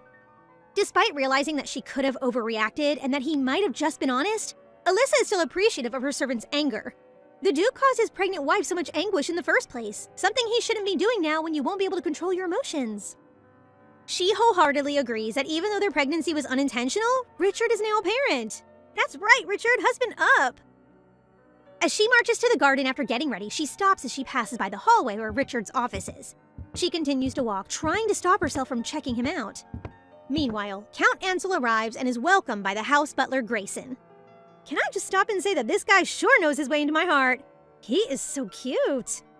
As Grayson leads him to the garden where the Duchess is waiting, Ansel feels a stabbing stare behind him, and it's from none other than Duke Rublin. Ansel recalls the Duke wasn't a friendly person when he was young, but he got colder after coming back from the battlefield. I tell you, it's not the battlefield that causes that dark aura you're feeling. It's probably you. Ansel wonders how Elisha lives with him, or she was caught trying to divorce the Duke and had to return unwillingly. Then Elisha appears to greet him like a ray of sunshine. They converse amicably about the past. When Ansel wonders about her happiness in her marriage to the Duke, Elisha still mulls over how to respond. But one thing Elisha knows is she doesn't feel unhappy with her life in the Duke's mansion. That, regardless of the fiery love they had, living with him is possible for they are old friends. The Count questions whether it's because the Duke, contrary to what he believes, is a good person. Calling the Duke a good man is undoubtedly a novel concept to them, as they suddenly recall the grumpy, icy Duke with a hint of sinister aura. But Elisha convinces him that, in contrast to his exterior traits, the Duke is a nice man. So don't judge the Duke by his cover. Like anyone else, Ansel is in shock when he finds out Elisha is pregnant, yet he still congratulates her. That stare! Poor blonde cutie. My heart aches for this guy. Elisha suddenly remembers there was something Ansel wanted to say to her, and that is why he came to her. Upon knowing Elisha's situation, with all the pregnancy stuff, he can't afford to bring up what he saw at the villa in Sornetti. Richard is waiting for his wife and the Count's conversation to end while keeping hawk-like eyes on the scene. However, a flower tree is obstructing his view of the garden, so he's unable to see clearly. Poor innocent tree. He's even thinking of pulling it out. Any minute the two appear, and when Richard finally feels at ease, Ansel kisses Elisha's hand goodbye. Hold on, what is this picturesque scene? I'm having butterflies in my stomach right now. But of course, our Richard feels the opposite. After all, that's his wife. Richard shoots death stares at Ansel as he thought of never letting him enter his mansion ever again. What a look! If looks could kill, Richard might be a criminal right now. Richard and Elisha's eyes meet, but it appears that Elisha's still mad at him. I guess the storm hasn't died down yet. Good luck, Richard. For now, let's talk about what happened in the past. More than 20 years ago, Pope Aiden, who returned from the canyon, poured his divinity into the temple and its outskirts to protect the powerless and the poor from the invasion of the monsters. The next day, Elisha visits a temple where she has an appointment with someone who's an acquaintance of the Marchioness she met. To her surprise, the man she's supposed to meet, who is talking with the Marchioness, is the Pope. What an unexpected meetup. Elisha's luck must be within her favor. His Holiness extends her a warm welcome and ushers her inside. Elisha conveys to him her intention of making regular donations to the temple, but to her surprise, her offer was politely declined. The Pope explains with great solemnity that the power he wields is meant for the people and is from the goddess, which is why he rejected any form of donation and remained steadfastly neutral. Although rejected, Elisha quickly grasps the weight of her request. Donations often led to an increase in family influence, and the temple could easily become embroiled in a power struggle. In this regard, the Pope's stance wasn't entirely unfounded. Well, they're not completely wrong. Elisha is caught up with the sincerity of wanting to help, and the benefits she'll take from that would overlap. In the end, she decides to take matters into her own hands. Elisha wants to cooperate with the shrine for political reasons, but her true desire was to protect and educate orphans, a duty she believes the royal family should have upheld, yet the shrine assumed this role for 2 decades. The next day, Elisha gracefully shows herself in the temple with her servant with a plan in mind. The Duchess looks pretty determined. She plans to pretend to accidentally bump into the Pope while on her way to pray. While waiting, they are caught up on a withering flower. Her servant went to get water for the lifeless flower when suddenly, the lifeless flower came back to life. What in the world was that? Did we see it right? Suddenly, the Pope appears behind her like how she imagined, but His Holiness only blessed her and bid his goodbye with a smile. Elisha is disappointed about not being able to have a conversation with His Holiness since he seems entirely disinterested. Based on the coldness on that friendly face, it seems the Pope caught her plan. But the Duchess won't give up. She's the kind of person who will try 11 times if she fails 10 times. That's the spirit, Elisha. Meanwhile, the night comes. Richard wants to read a fairy tale for the baby, and Elisha thinks maybe he thought she's still mad with him. Save the man. He looks too cute when he's in distress. Richard starts to read the book, and Elisha is out of words because he reads like a log. Ugh, the future daddy is so cute. Elisha teaches him how to read with life. She didn't think he cares about the baby that much to do this kind of stuff. Elisha finds him cute and unconsciously touches his face. Elisha, stop yourself. You're blushing too much. Well, you both are. Embarrassed with what happened, she went to bed, leaving Richard still confused. Following her encounter with Pope Aiden, Elisha's engagement at the temple grows significantly. She becomes regularly present, frequently offering prayers, tending to the ill at the shrine, and generously gifting presents to the children. Her acts of kindness and her benevolent nature earned her a praise from the temple's priests, who recognized her warm heart. One day, His Holiness unexpectedly witnesses Elisha in the temple, and her sincere actions spark a profound realization in the Pope. In the shrine, the children eagerly await the arrival of the Duchess. However, they're informed by the priest that the Duchess will not be coming due to her health. The Pope observes their concern and disappointment, recognizing the Duchess's dedication. He contemplates something, dismissing it for the moment. Is he warming up to the Duchess? Meanwhile, in the Kairat royal family, the Emperor and the Empress seek an heir for Crown Prince Christian. The Crown Prince's 4-year absence from his princess is no secret, leaving the throne without an heir. This rumor circulated during the hunting festival, much to everyone's amusement. Who calls this a marriage? The Empress even pressures the couple by comparing them to the Rublins, who are expecting a child. The Emperor requests the head maid to find a child with royal blood as a temporary substitute. Seriously? Has the Emperor gone crazy? The Crown Princess's attempts to bridge the gap with the Crown Prince are continually met with rejection, intensifying her frustration. The persistent rumor about their lack of intimacy only fuels her anxiety about not being able to fulfill her role as the Crown Princess. To make matters worse, Elisha's presence seems to compound the Crown Princess's humiliation, leading to an even deeper resentment towards her. Girl, it's not your fault you're not attractive in your husband's eyes! Is this jealousy speaking? The Crown Princess calls a maid to handle Elisha discreetly. She's willing to stoop this low? She's this crazy? Amidst it all, Elisha receives a heartfelt letter from the shrine's children, brimming with longing and warm wishes. Their sweet words bring her immense joy, inspiring her to bake cookies and buy fairy tale books for the children. Setting out with her servant Anna, they make their way to the nearest bookstore. However, as Elisha scans the bustling city square, she spots the royal guards patrolling, casting a shadow of concern over her day. Undeterred, she continues her quest to find fairy tale books for the children. This doesn't look like good news. Elisha starts finding fairy tale books for the kids when she sees a kid steal a book. Elisha stops the kid and lectures him about stealing, but the owner saw the kid holding the book. He pulls him closer, preparing to hit him. Easy there, sir. It's just a kid. Before the owner of the bookstore can even hit the poor kid, Elisha stops him and commends him for being a coward for hitting a child thrice his size. You tell them, girl. It seems like the owner doesn't recognize the Duchess of Rublin by the way he tells her to stop interfering. So she introduces herself, making the owner back out fearfully, not wanting to deal with the knights guarding outside the bookstore. Yes! Know who you're messing with! Elisha scolds the owner for resorting to violence, purchases the stolen book, and invites the child to accompany her.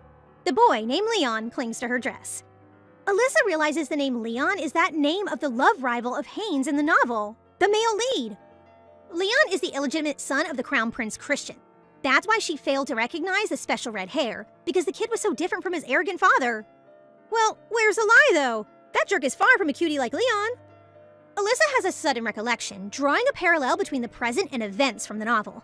In the story, the royal family's pursuit of Christian's illegitimate son is linked to the presence of the patrolling royal guards. Rose's sinister plot to eliminate Leon led to a chase by assassins, forcing him into a dire situation that unleashed his uncontrollable powers. Tragically, his powers resulted in the accidental destruction of a nearby village. Subsequently, the royal family discovered him, subjecting him to a challenging upbringing like Richard. Elisha can't leave an orphan like Leon vulnerable. She can only think of the Pope, but the Pope has his doubts. Elisha understands the weight of the favor she asks out of him. To hide an imperial child is burdensome. More, a child who the royal family is trying to kill. Elisha assures the Pope that she will find evidence and asks him to trust her and accept Leon. After a short contemplation, the Pope decides if the child's in danger, she can leave him. He explains that his ability is still very dangerous, for he cannot yet control it. Indeed, how can a child control such power? He might hurt himself. Elisha hopes that His Holiness can ignite the warmth within him, using it to kindle the fire in Leon's heart, as she sees him as the kindest soul she's ever known. Aww, Elisha is really good with her words. Deep in thought, Elisha is on a mission to swiftly gather evidence. Fortunately, in the novel, the Crown Princess Rose recruited the guild's mercenaries rather than the Raymore family's loyal soldiers. These money-driven mercenaries are more malleable, making it easier for Elisha to track them down. Her deep thoughts are cut when Richard enters the room. Oh, so handsome Richard. Okay, back to the story. Elisha talks about her day and her goal of finding the evidence. She stops herself because she thinks what she said is quite unbelievable. But Richard assures Elisha he believes her as he grabs both her hands. The way he stares at her is so romantic. I could melt instead.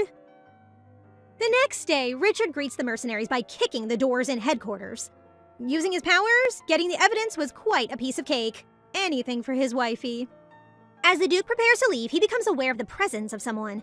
The strange man is determined to catch up with him, but before he can even approach him, Richard finds him first. He's back. It's Ansel. Richard and Count Ansel sit facing each other as they talk about what happened a while ago. Ansel is there to find out just how much Richard loves Elisha before he confesses the truth. Richard is uneasy and a little irritated with the question, but waits to hear what Ansel has to say. The thing Ansel wanted to tell Elisha the last time was about what he saw in the villa in Sornetti. Elisha told Ansel to buy and fix Viscount Lohengrin's villa in Sornetti because she intended to live there after getting divorced. Ansel waited for her there only to meet the old man who introduces himself as a lifelong doctor in the villa and had been Elisha's physician and revealed that Elisha had died 8 years ago. As confusion clouds their minds, Richard realizes that the current Elisha is concealing her true identity, potentially putting her in danger if the truth were to come out. Ansel is taken aback by Richard's lack of surprise, but Richard reaffirms that Elisha is his family and his love for her remains unwavering. Aww, this level of devotion is swoon-worthy, but I can see that Richard still has many questions.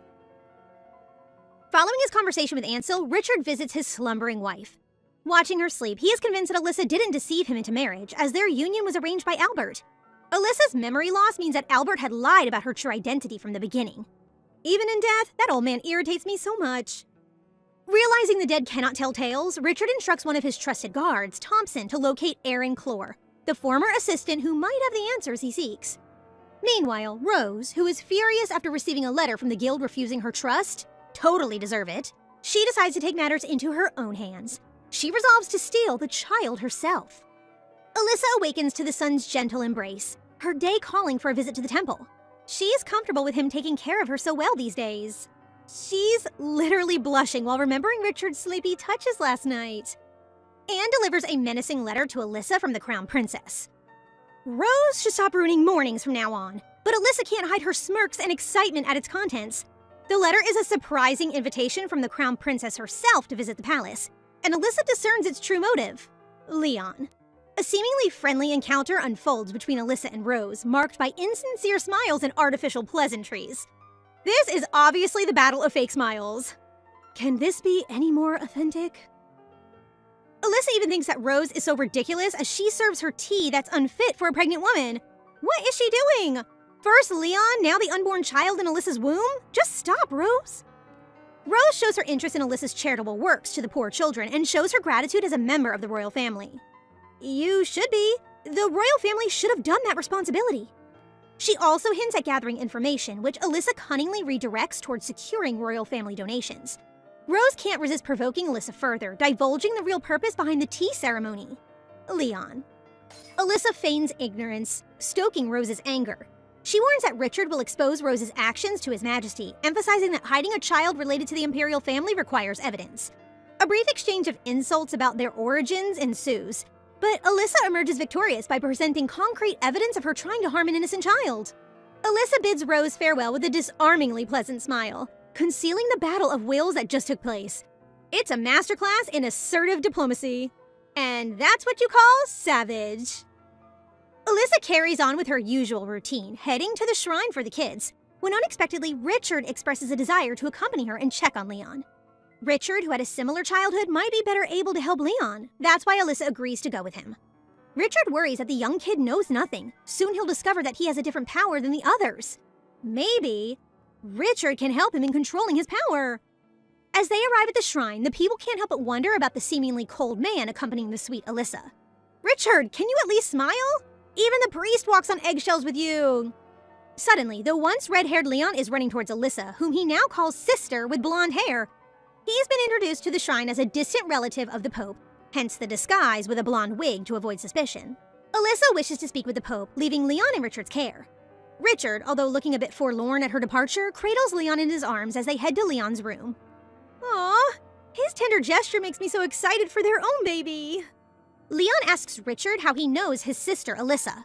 Richard answers they are a couple, two people who got married. Leon innocently tells Richard that he's going to marry her too. So cute. I want to put him in my pocket and keep him safe forever. Amazed at how good Leon's eyes are for girls, he tells Leon he can't marry her because she's married to him. What a way to kill a child's hopes and dreams. The poor baby cries his heart out. But as a father-to-be, Richard has a little know-how on a crying kid. Candy. Leon suddenly bolts and tries to start a fire. Richard assumes he was playing with fire, but young Leon just wants to warm them up. So sweet of him. Richard is astounded by how, at his age, he embodies a portion of the power he lacked as a child. This realization helps Richard understand why Alyssa cares for this boy, as he reminds her of his own childhood. Richard uses his wind power to help Leon create the fire, and Leon's eyes gleam with delight when they successfully produce the flame. Richard playfully taps Leon's head to compliment him on his accomplishment. Meanwhile, Pope Aidan meets with Alyssa, intending to share a confession with her. The Pope has something to confess to Alyssa. He tells her that despite being a godly person, he doesn't actually believe in God. How contradictory. He recalls that when the Duchess left Leon with him, she described him as the most upright man she'd ever seen. But now he confesses that he was not very upright, for he uses the authority of God to protect those who he wants to protect. His selfishness does not compare to the Duchess's goodwill. In his mind, the Pope thinks that the Duchess has the power to protect people without losing her own light. And so, the Pope finally asks Alyssa to help him in the temple, a request that Alyssa is more than happy to oblige. At the Rubelin residence later on, Alyssa is getting ready for bed. She notices that the nightgown she's wearing is standing out too much. She is about to change into something else, but Richard suddenly enters their room. I gotta hand it to you, Richard. You sure have great timing. He notices the slightly revealing nightgown, and the two of them end up looking like ripe tomatoes. Alyssa explains that Anne picked it up for her, but she's only now realizing that it's too thin. Richard, ever the gentleman, places a blanket around her shoulder to protect her from the cold. As her husband ushers her to bed, she begins thinking that Richard did not even say that the gown looked good on her, so she asks him if he thinks it is pretty. But when he replies that it is and it suits her, he also adds that her stomach is growing big. Oh, wrong move, Richard. Pregnant hormones ensue. He tucks her to bed, but she is frozen in shock. She is so embarrassed that he probably thinks she has gained weight. She is so pissed off with him that she smacks his arm. Richard is confused as to why his wife is acting like this, but with a quite sinister laugh, she reasons that she saw a fly land on his arm. Poor Richard. You should learn how to deal with your wife's mood swing soon. The next morning, Alyssa is quite guilty that she acted that way. She is well aware that it is natural for her belly to grow since she's pregnant, so she shouldn't get angry at Richard for no reason. She is beginning to notice that her emotions are all over the place, and she realizes that it is all because she wants to look pretty in front of Richard. She convinces herself that she doesn't have to, because why would she want to look pretty for a friend? Right then, her train of thought is interrupted by a sudden realization. Could it be that she has fallen for her incredibly handsome husband? How is that even a question? Also, how are you only realizing this now? Alyssa feels like a fool for not connecting the dots sooner. She actually likes Richard, not just as a friend, but as a man. With this knowledge, what is she supposed to do? Well, I don't know. Tell him, perhaps? Later on, the doctor checks on Alyssa's condition. She assures the couple that the baby is growing healthy. She advises them to talk to the baby a lot, and since this is a stable time, Alyssa can eat whatever she wants, and they can even go on picnics. As for the thing that couples do, the doctor advises that they do it gently so as not to strain anyone. Alyssa and Richard can only blush as they listen to the doctor. They are so cute when they are embarrassed. When the doctor leaves, Alyssa invites Richard to go on a picnic in the suburbs. However, he tells her that they should do it later because she had a fever earlier and that it could be bad for the child. Once more, Alyssa's temper gets the better of her and exclaims that as precious as the child is, Richard should also value her. Shocked that she shouted at him, Alyssa apologizes and runs away, leaving an even more worried Richard behind. Back in their room, Alyssa is once again feeling guilty for being mad at Richard, especially since he was just worried for her. A moment later, Richard enters the room as well. Then he kneels before her, apologizing for not thinking about how she feels. He tells her that she is precious and that he wants to do better for her. OMG, no one can ask for a better husband. He confesses that this is the first time that he has someone who is valuable to him, so he's quite clumsy. He holds her hand, and all he asks of her is to like him a little. Gosh, if you only knew her feelings too, Richard. I am practically bursting with excitement right now. Alyssa, while looking at his sincere expression, wonders if it is right for her to hope that he also has feelings for her. So she takes her chance, and she tells him that she likes him a lot, shocking him. However, she deprecatingly tells him that their feelings are quite different. She apologizes and declares that she'll sleep alone. When she turns to leave, Richard embraces her from behind, asking if she really means what she said. She is so embarrassed that she tries to deny it, but he turns her around, wanting to know the truth. She is in tears, and she doesn't answer. so Richard decides to show her what he means instead. He holds her face and he leans towards her until their lips meet. Right then, he tells her that he loves her a lot. Oh my god, finally! The most awaited confession. Evidently, Alyssa is still insecure about their relationship, and despite Richard's confession, she thinks that he is only taking responsibility for her since they are a married couple. But Richard is quick to prove her wrong. He embraces his weeping wife and assures her that he doesn't love her because she is his wife. He loves her because she is Alyssa. My heart is bursting right now. This moment is so precious. I just can't help it. He continues by saying that he's been loving her for a long time, but he never told her because he was scared that his love would become a burden for her. As he wipes the tears on Alyssa's cheeks, he apologizes. He recounts that his life was once all about revenge, but now all he wants is to live happily with her. He takes her hand and holds it to his chest as he asks her if she's willing to fulfill his wish of a life with her. Right then, Alyssa gathers her courage to tell him that their wish is the same. She kisses him and confesses that she loves him too. Oh, they are so lucky to have each other. Later on, while Alyssa is in her chambers and still feeling giddy about the love she shares with her husband, a letter from the royal palace arrives. She has been invited to a tea party. She is instantly suspicious about Rose's and the Empress's intention, especially since she just had a fight with Rose not long ago. But still, she relays that she will definitely attend. At the elegant tea party held in the Imperial Palace, guests begin wondering where the Duchess Alyssa and Marchioness Olivia are. We then find out that the Empress has ordered Rose to give the two varying invitations. Wrong information is written on those invitations, stating a different time and a different dress code. Ugh, these two!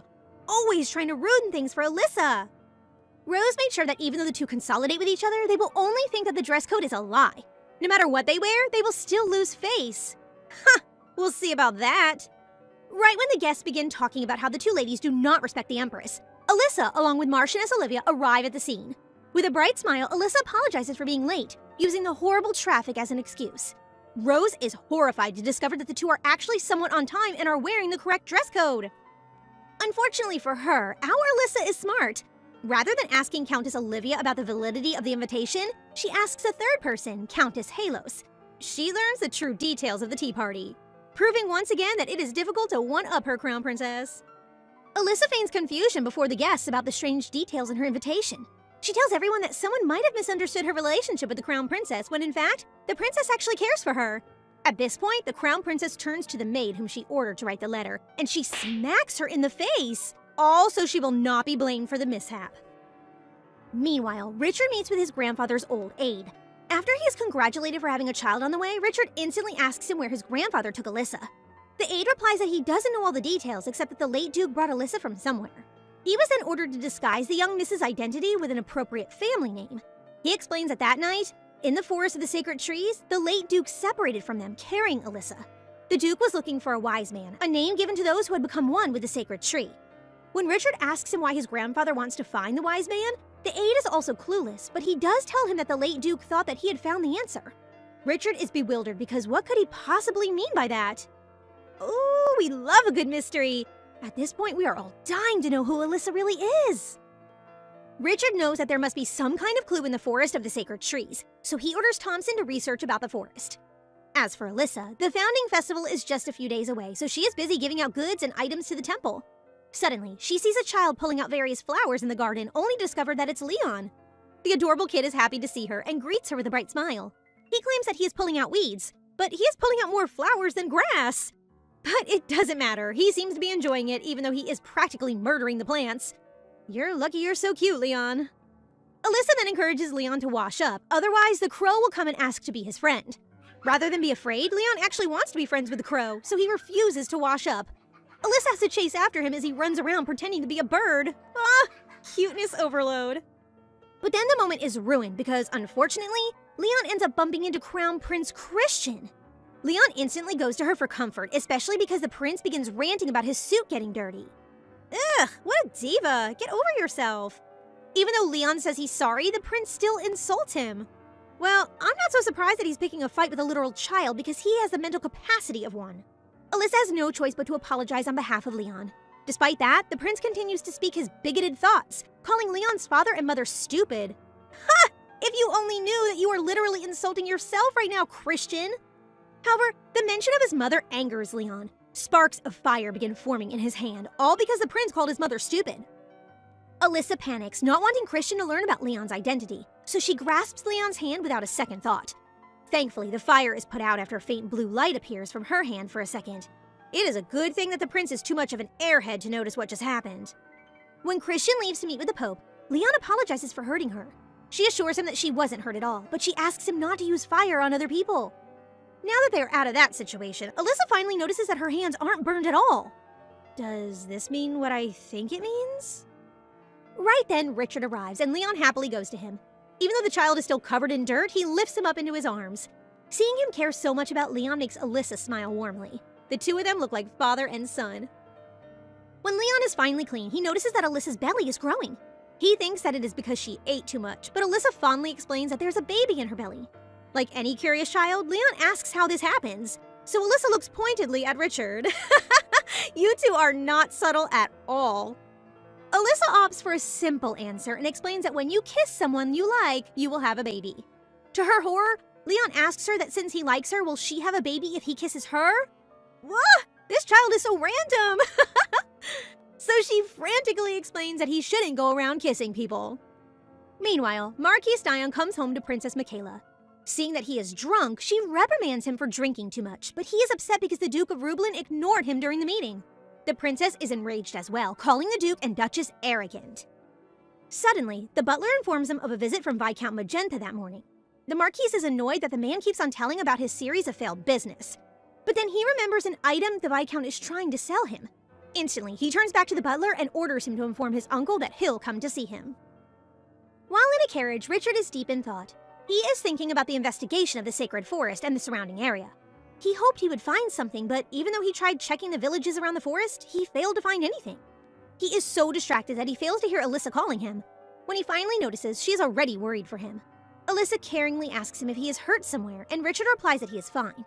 On the contrary, he should be the one taking care of her. Alyssa smiles like the sun and declares that she and the baby are strong.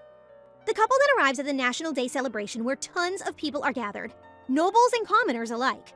Suddenly, she notices that Marquis Dion is present along with Princess Michaela. She also notes that he came with many knights. Suspicious?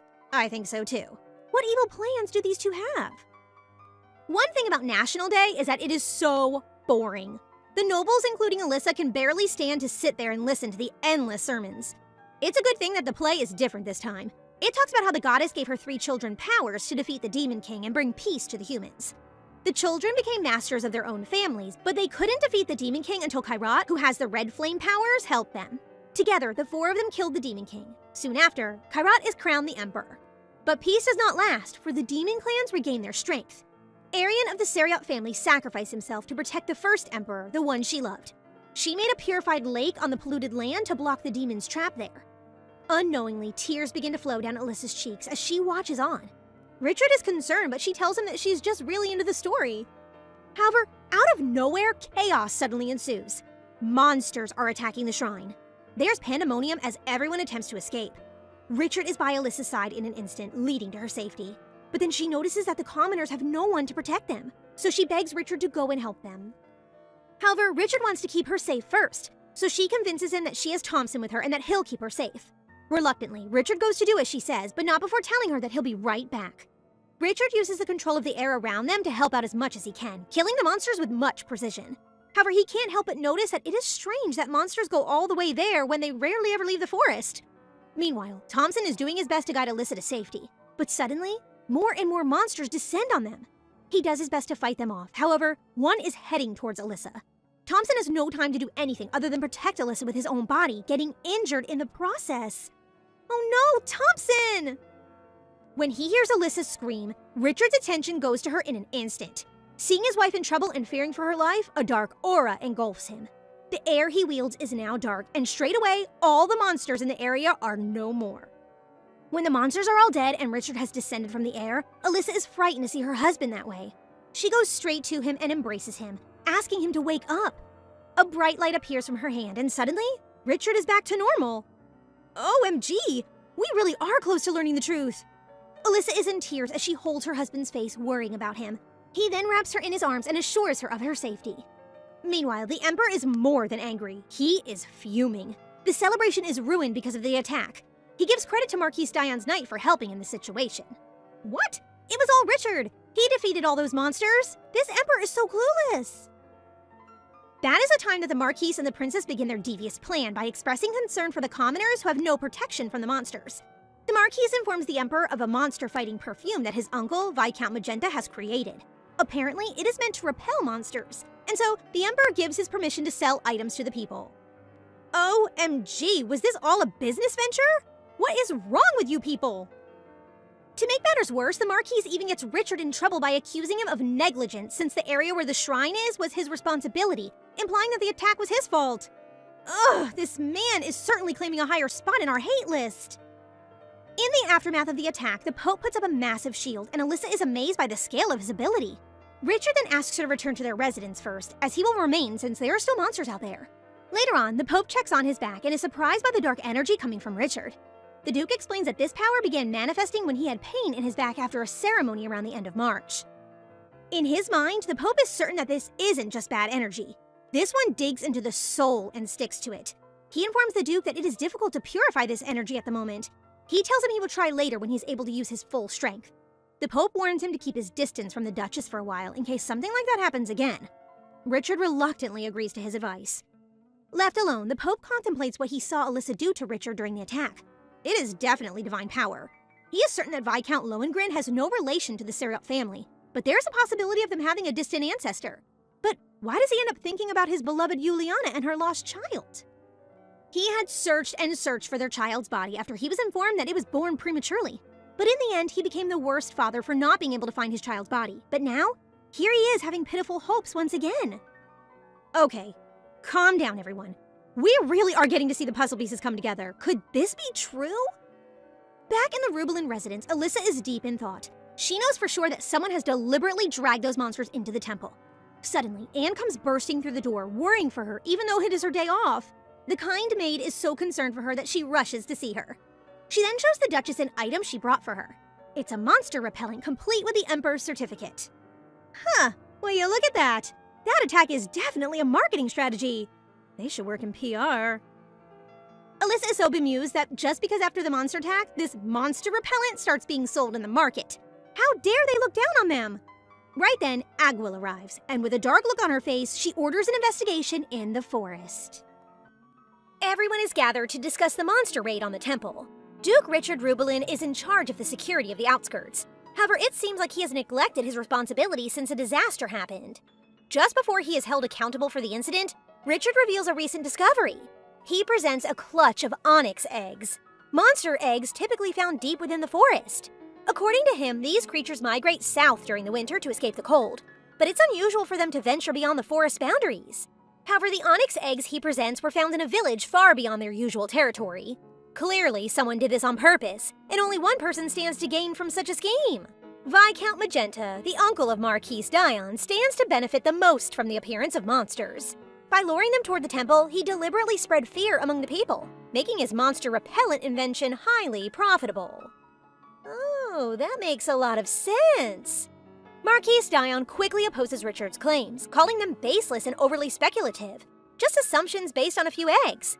However, a witness has come forward, stating that Viscount Magenta recently borrowed a large sum of money to hire several wagons. Moreover, the fact that Viscount Magenta's business was on the verge of bankruptcy only adds to the suspicion. Strangely enough, he suddenly came into a large sum of money shortly after meeting with Marquis Dion. Marquis Dion immediately denies the accusation, insisting he would never lend money without knowing its purpose. To uncover the truth, they simply need proof that he was aware of its purpose all along, and the only person who can confirm that is the Viscount himself. The guards then haul Viscount Magenta into the room. In his possession is a ledger he wrote himself, clear evidence that the Marquis was aware of the purpose of their transaction. Yet he continues to deny everything, insisting he's being framed and claiming that the ledger is fabricated. The Viscount solemnly swears that he is telling the truth about the ledger. He explains that he was deceived by the devil's cunning schemes and as a result committed a grave sin. On the other hand, Marquis Dion strongly insists that the entire situation is a setup. Despite this, the Emperor holds him accountable and he must face the consequences of the incident. Fortunately for him, His Highness is willing to show mercy, given that today is a day of celebration for the Empire. However, Richard strongly objects, arguing that the Marquis did not only endanger His Majesty, but also the people. Countless lives were lost in the slums and many more were left injured. I agree, he deserves to be punished for hurting the people.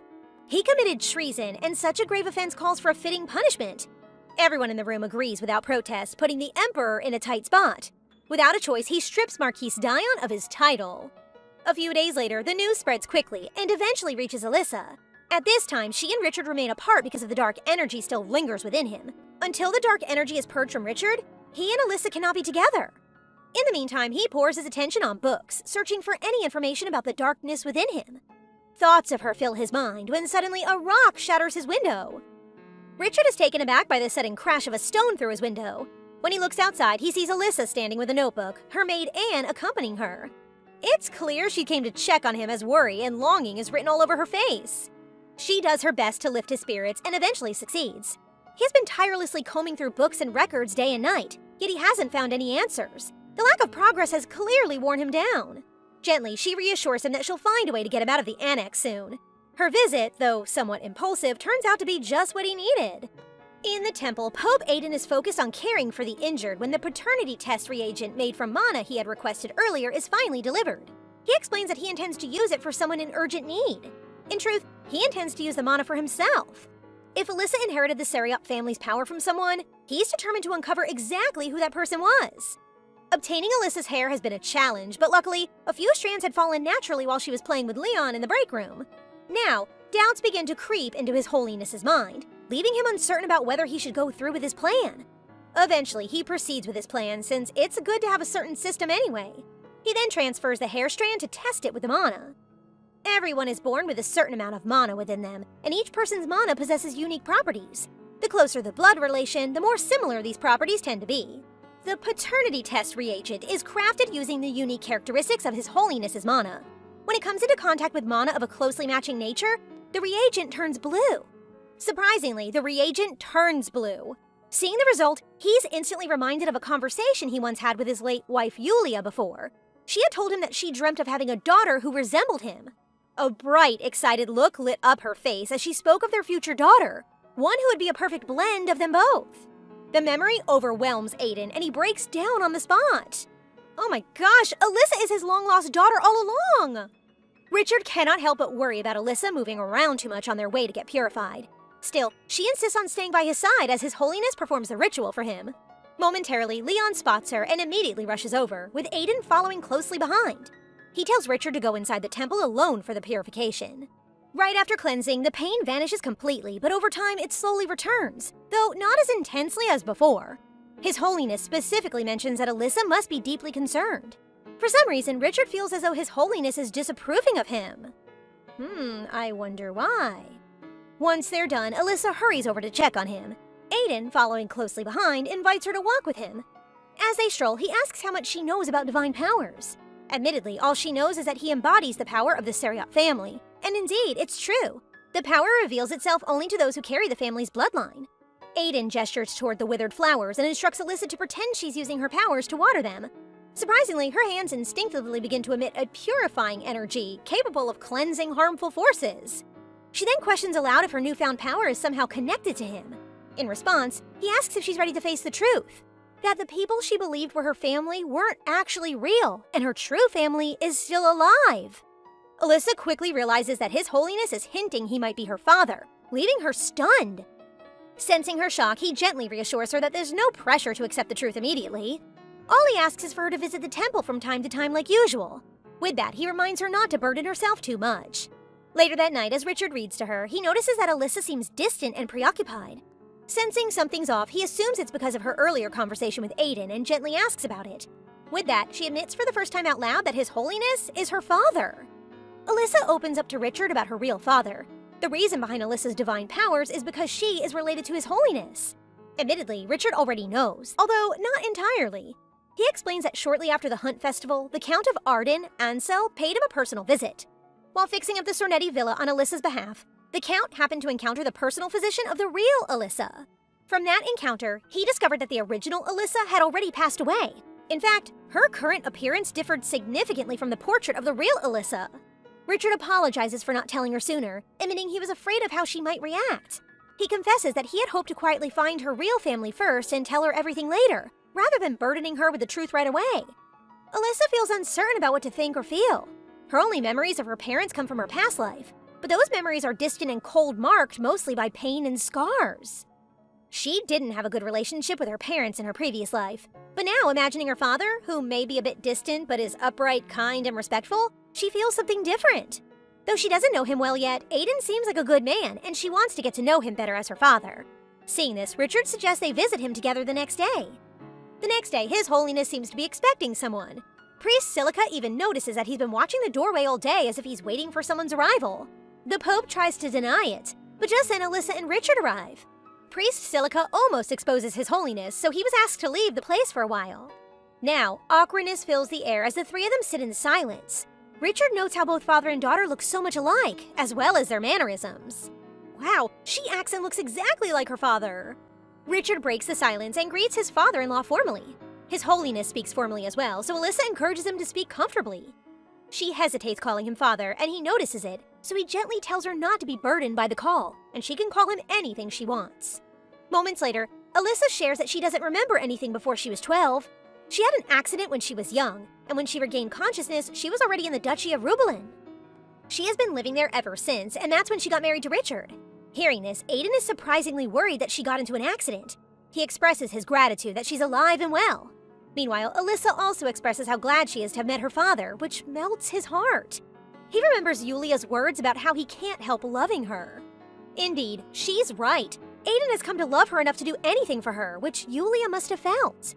The Tower of Truth is a place Argyle would never have returned to if he hadn't been ordered to gather information. True to its name, the tower houses an extensive collection of books filled with knowledge from all corners of the world. The Tower of Truth is also known as a place where countless parents abandon their children. Believing their sons and daughters might secure a better future through studying in the tower, many left them there with hope, but without ever looking back. Argyle, too, had been abandoned and spent his early years in the Tower of Truth. As soon as he was old enough to fend for himself, he left the place behind. Now that he has returned to the tower, the memories of its countless books come rushing back.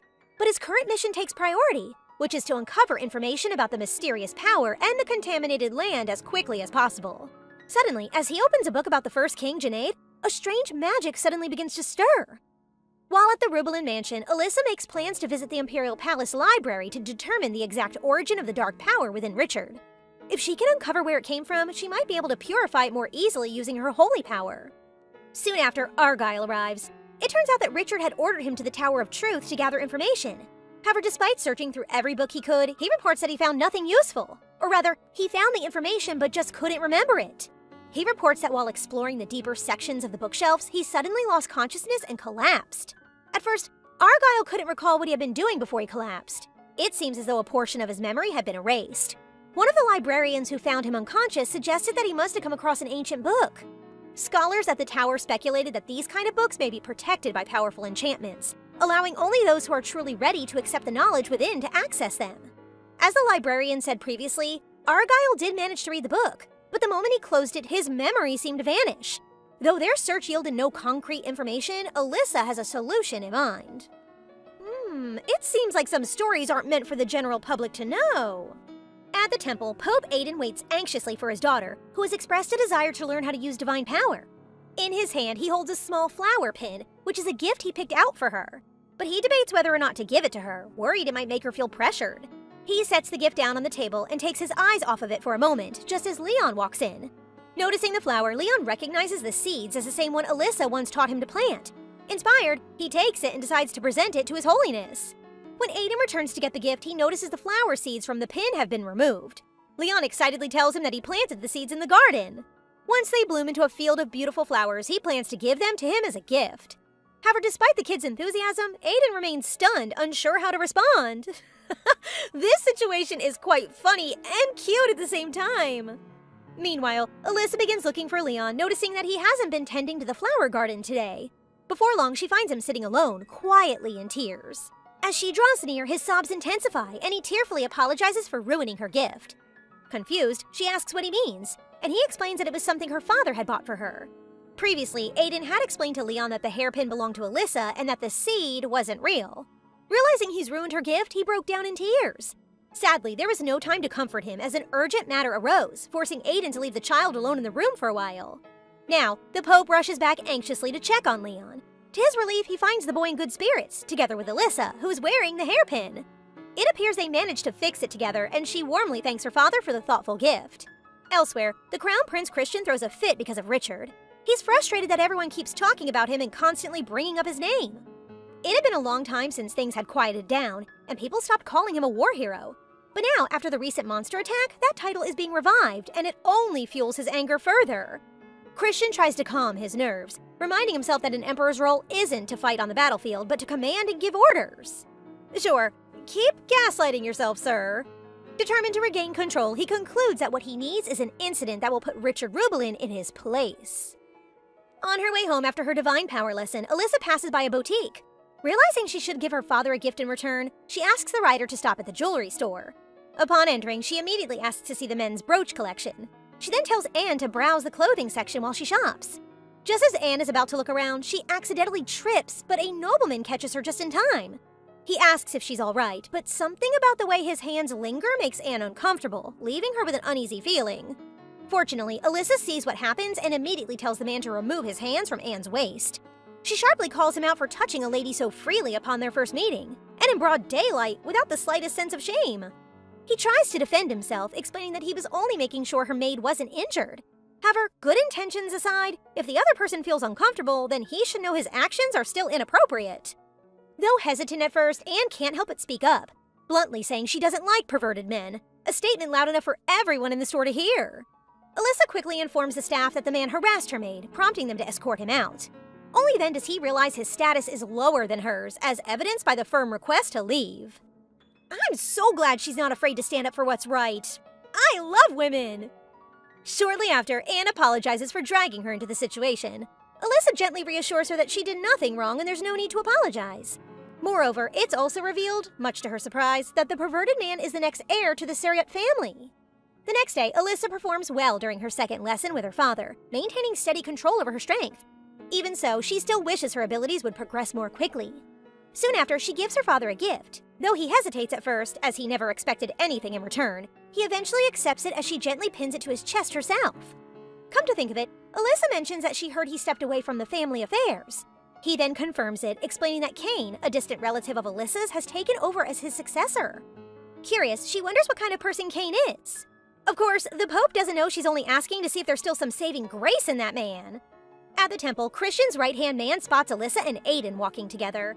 His mood instantly lifts up as he decides to report this sighting to his master as a birthday gift. Meanwhile, Aiden tells Elisha that Cain has been managing the family affairs well. The Cain her father speaks of seems completely different from the one she encountered at the jewelry store.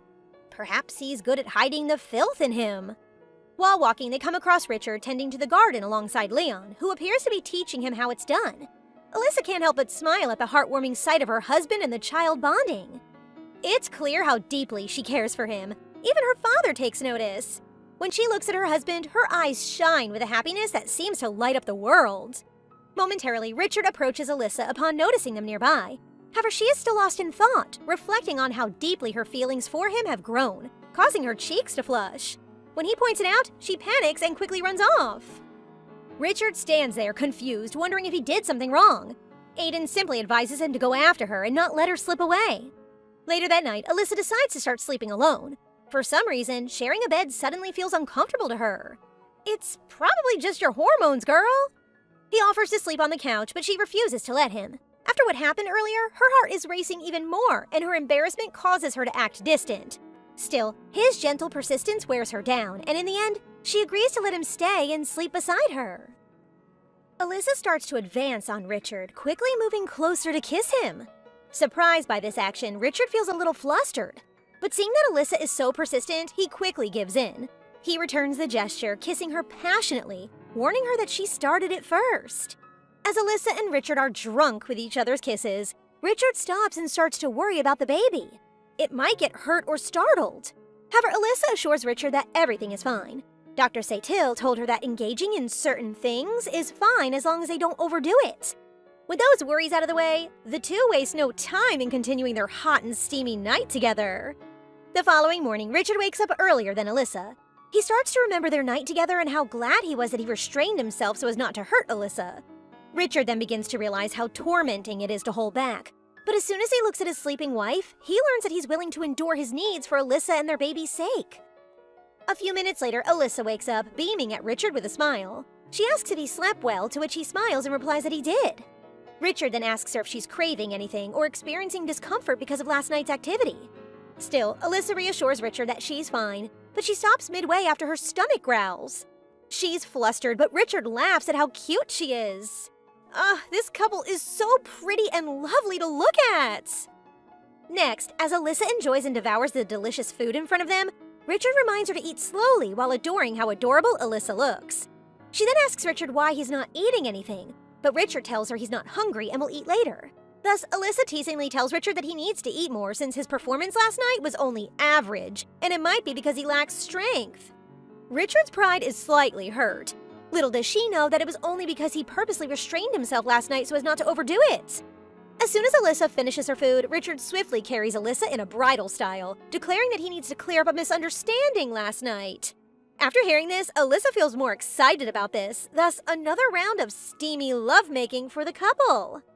Yes, that is right, Richard. You need to redeem yourself and show Alyssa that you're not weak. Later that night, while Richard and Alyssa are sleeping, she starts to dream about being underwater but still being able to breathe. She then hears a voice talking and assures the baby that she would come back together with her father. When Alyssa tries to reach out her hand, she instantly wakes up. Unbeknownst to her, she's crying in her sleep. Luckily, Richard is there for her. He concerningly hugs her and asks how she is. Noticing that Alyssa is still crying, Richard soothes her and assures her that everything is okay. The next day, while Alyssa is about to visit the temple, Richard asks her again if she's fine going alone. He's still concerned since she woke up this morning crying. He might call Dr. Satil to check on her, but Alyssa assures him that she is fine and will visit her father. Seeing that Alyssa is truly alright, Richard lovingly kisses her cheeks. He bids her his goodbyes and well wishes, reminding her to enjoy her time with her father. In return, Alyssa tells Richard to visit the Imperial Palace safely. While in the carriage, Alyssa starts to remember her dream and thinks that those might be memories from when she was in her mother's womb. However, she then feels that she has never acquired or remembered any memories of the original Alyssa before possessing her, which makes no sense. Defeated, she just brushes her thoughts off. When they arrive at the temple, the people start to gossip as soon as they see Alyssa. Alyssa then sees Priest Silica and approaches him, curiously asking if something is going on in the temple since the atmosphere is strange and unusual upon her arrival. Priest Silica explains that rumors about her and the Pope having an inappropriate relationship are circulating. Hearing this, Alyssa is shocked. Who would spread such nonsense? Well, if you ask me, stupid people who do not have anything to do mainly just spread rumors. The Pope then approaches them, but when Silica tried to warn him not to reinforce the rumors, the Pope only asks if he also believed the rumors circulating. This makes Silica backtrack, realizing his mistake for doubting Alyssa and the Pope. He then leaves them shortly. Next, Pope Aiden apologizes to Alyssa for the rumors affecting her. She reassures her father that it's not his fault, but he advises her not to visit the temple until after she gives birth. Richard then barges in and tells them that Alyssa doesn't need to do it since he has a plan, and they only need to trust and follow him. Richard to the rescue! The day of the prince's birthday banquet arrives. During the party, Cain makes his presence, stirring the crowd's attention. They start talking about him being the next head of the Sariot family since the current head of the family ascended to the papacy. Some guests, however, gossip about the Sariot family's plans to stay close to the Imperial family in the future. Meanwhile, Cain remembers how he fought against the Imperial family. Now that Aiden, the current head of the household, is not in a good relationship with the Imperial family, plus the scandal between Aiden and Alyssa, Cain uses this opportunity to weaken Aiden's power and solidify his position as the successor. Cain even meets with Christian, and he promises that if he gives him his favor, he will remove Aiden from the family. Pleased, the prince agrees and gives Cain an invitation to the banquet. Suddenly, Cain hears the arrival of the Duke and Duchess of Rubalin. Upon seeing who the Duchess is, he is surprised to know that it is Alyssa, the same woman with whom he had a conflict with at the shop. Witnessing this, Cain learns that she is, in fact, no ordinary woman. However, he then remembers the rumors about her alleged infidelity, and thus he plans to use them against her. He plans to embarrass Alyssa at the party. When Cain approaches Alyssa and Richard, he starts to greet them, but then Alyssa openly recounts that he is the man who inappropriately touched her maid. Cain starts to bead with sweat in humiliation since the other guests also heard Alyssa. Thus, he tries to explain that it was all a misunderstanding. However, Alyssa begs to differ since she saw the happening clearly. It was not a misunderstanding. Luckily, the Emperor's arrival steals the crowd's attention, much to Cain's relief. Soon enough, the gift-giving for the prince begins. Mid-ceremony, the Emperor receives an important letter from the Pope stating that, effective today, the head of the Seriot family, Aiden Seriot, will remove Cain Seriot from his position as successor. This shocks the Emperor, making the prince and Cain more curious. Meanwhile, Elisha approaches the prince and formally introduces herself as the next head of the Seriot family, shocking everyone. Cain is outraged, and the room erupts in whispers and gossip. Seeing that others are starting to doubt her, she shows them that she can control water just like a direct descendant of the Seriot family. This proves the legitimacy of her being a Seriot, and she makes no move to hide the truth from the crowd. All this, of course, was Richard's plan all along. Elisha is dancing on the blade's edge, and the Emperor can't do anything about it. After witnessing this, Cain furiously marches towards the temple. Upon arriving, the guards stop Cain, which angers him more. How could they have the guts to stop him, an heir to the Seriot family? Unfortunately for him, the guards explain that they have been made aware that someone is the new matriarch. The Pope then appears and orders the guards to let him in. Cain approaches the Pope and questioningly reports that something surprising has happened during the party. He was dismissed from being Seriot's successor and was replaced by Elisha. After listening to Cain, the Pope confirms that everything is accurate and tells him that he will not give Cain the position. This makes Cain lash out since he has been raised to be the head of the Seriot family all his life.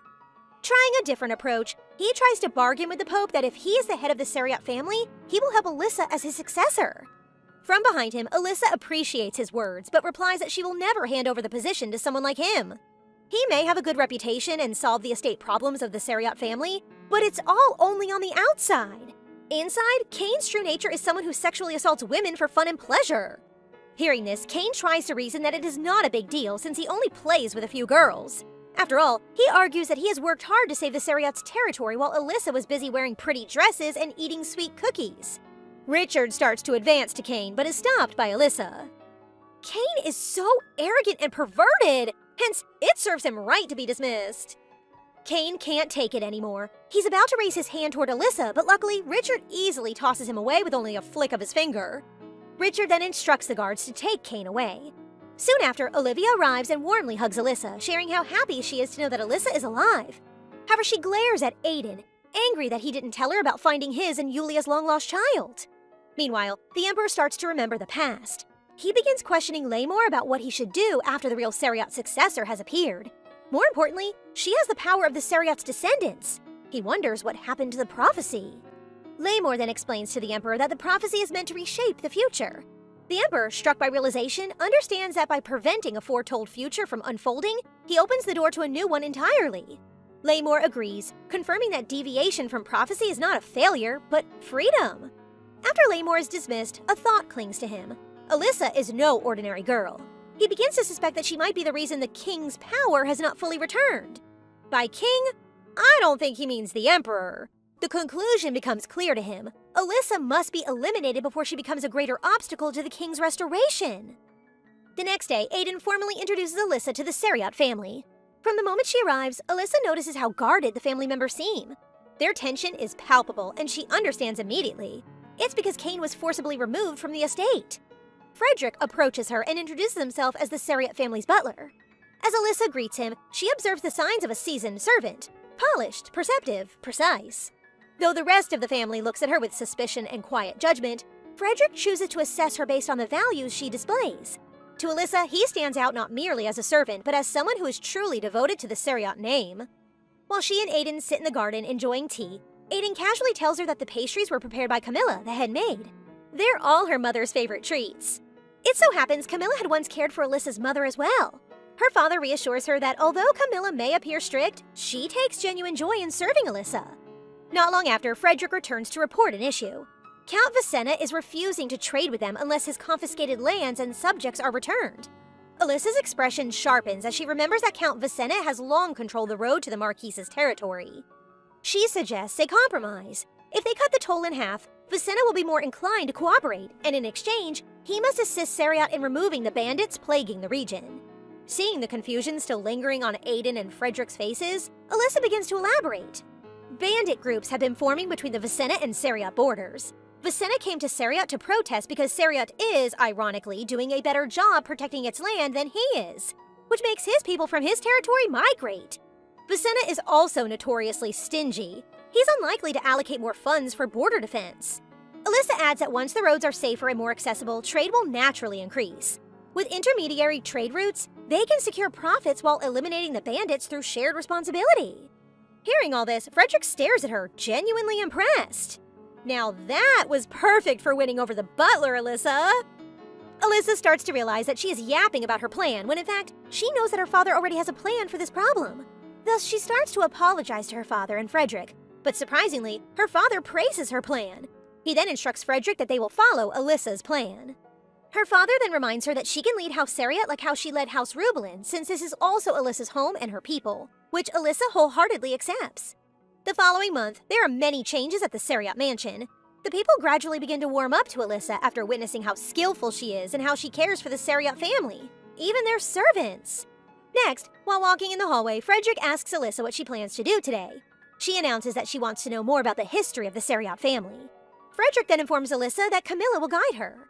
After they are in the middle of the tour, Camilla then shows Alyssa a portrait of the current head of the Sariat family, which is Aiden, and then after, shows a picture of Yulia, Alyssa's mother. Camilla then begins to share how she and Yulia met for the first time, and how Yulia helped her.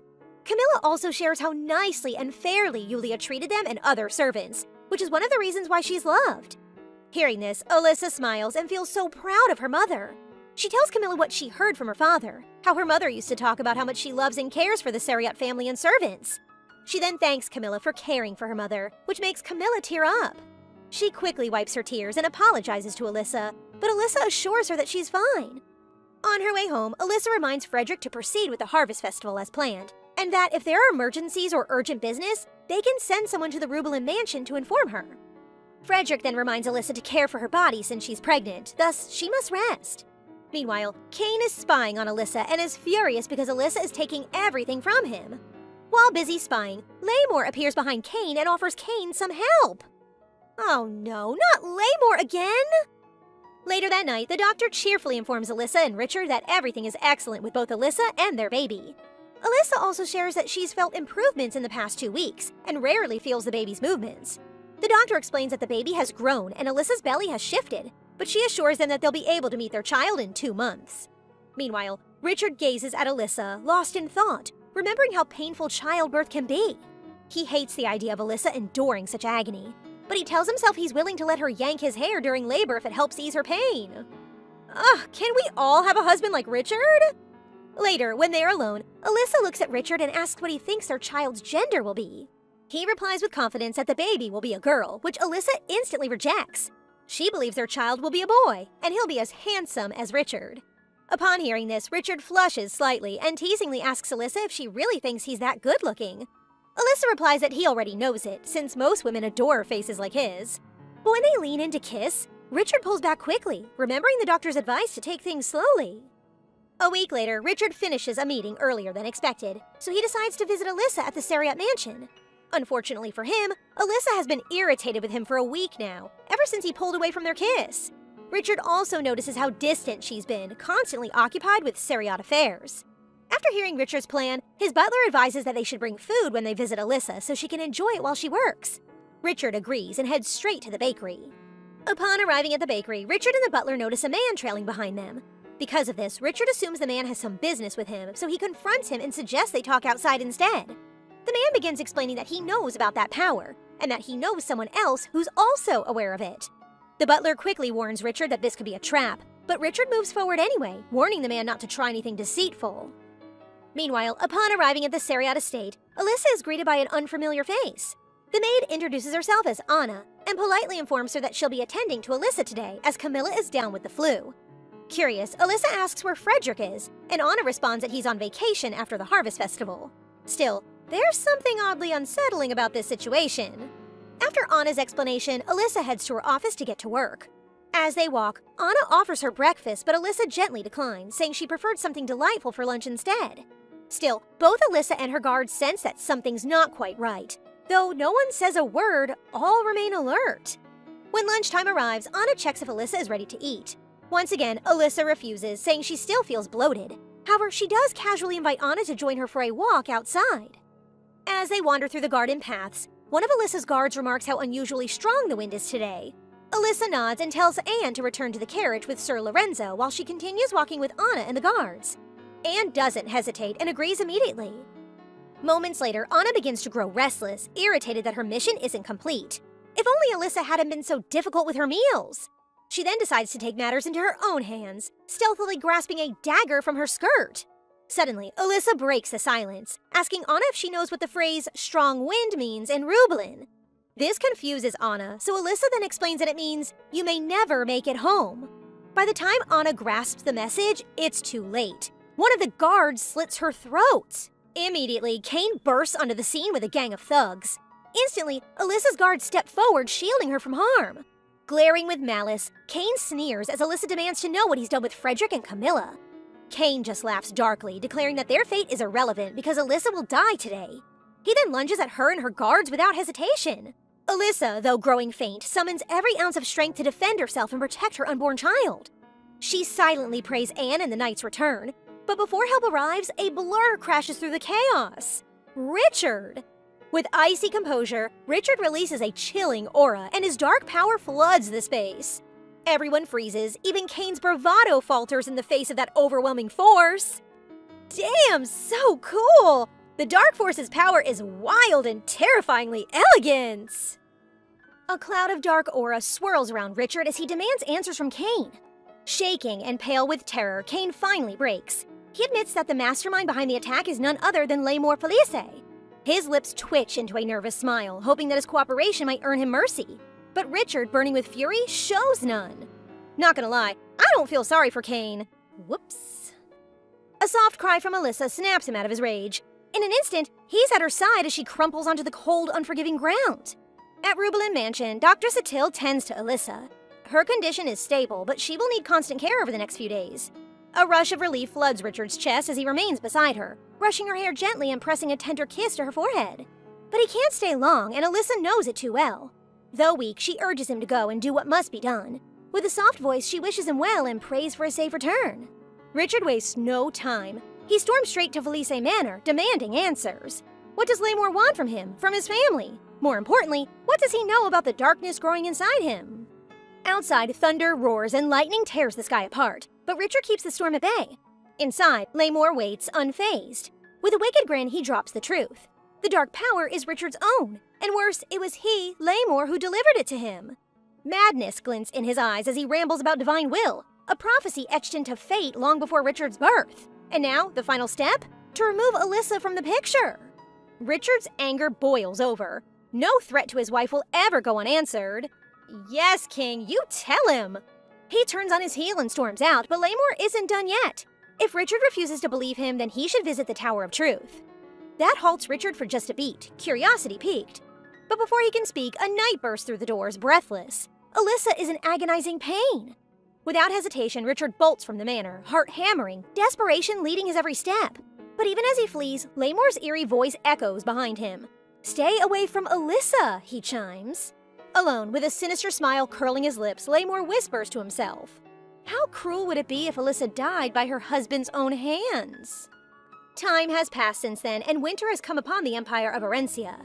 Though Elisha's health has spiraled badly ever since she experienced abrupt and excruciating labor pains, thanks to Dr. Satil, her condition is improving.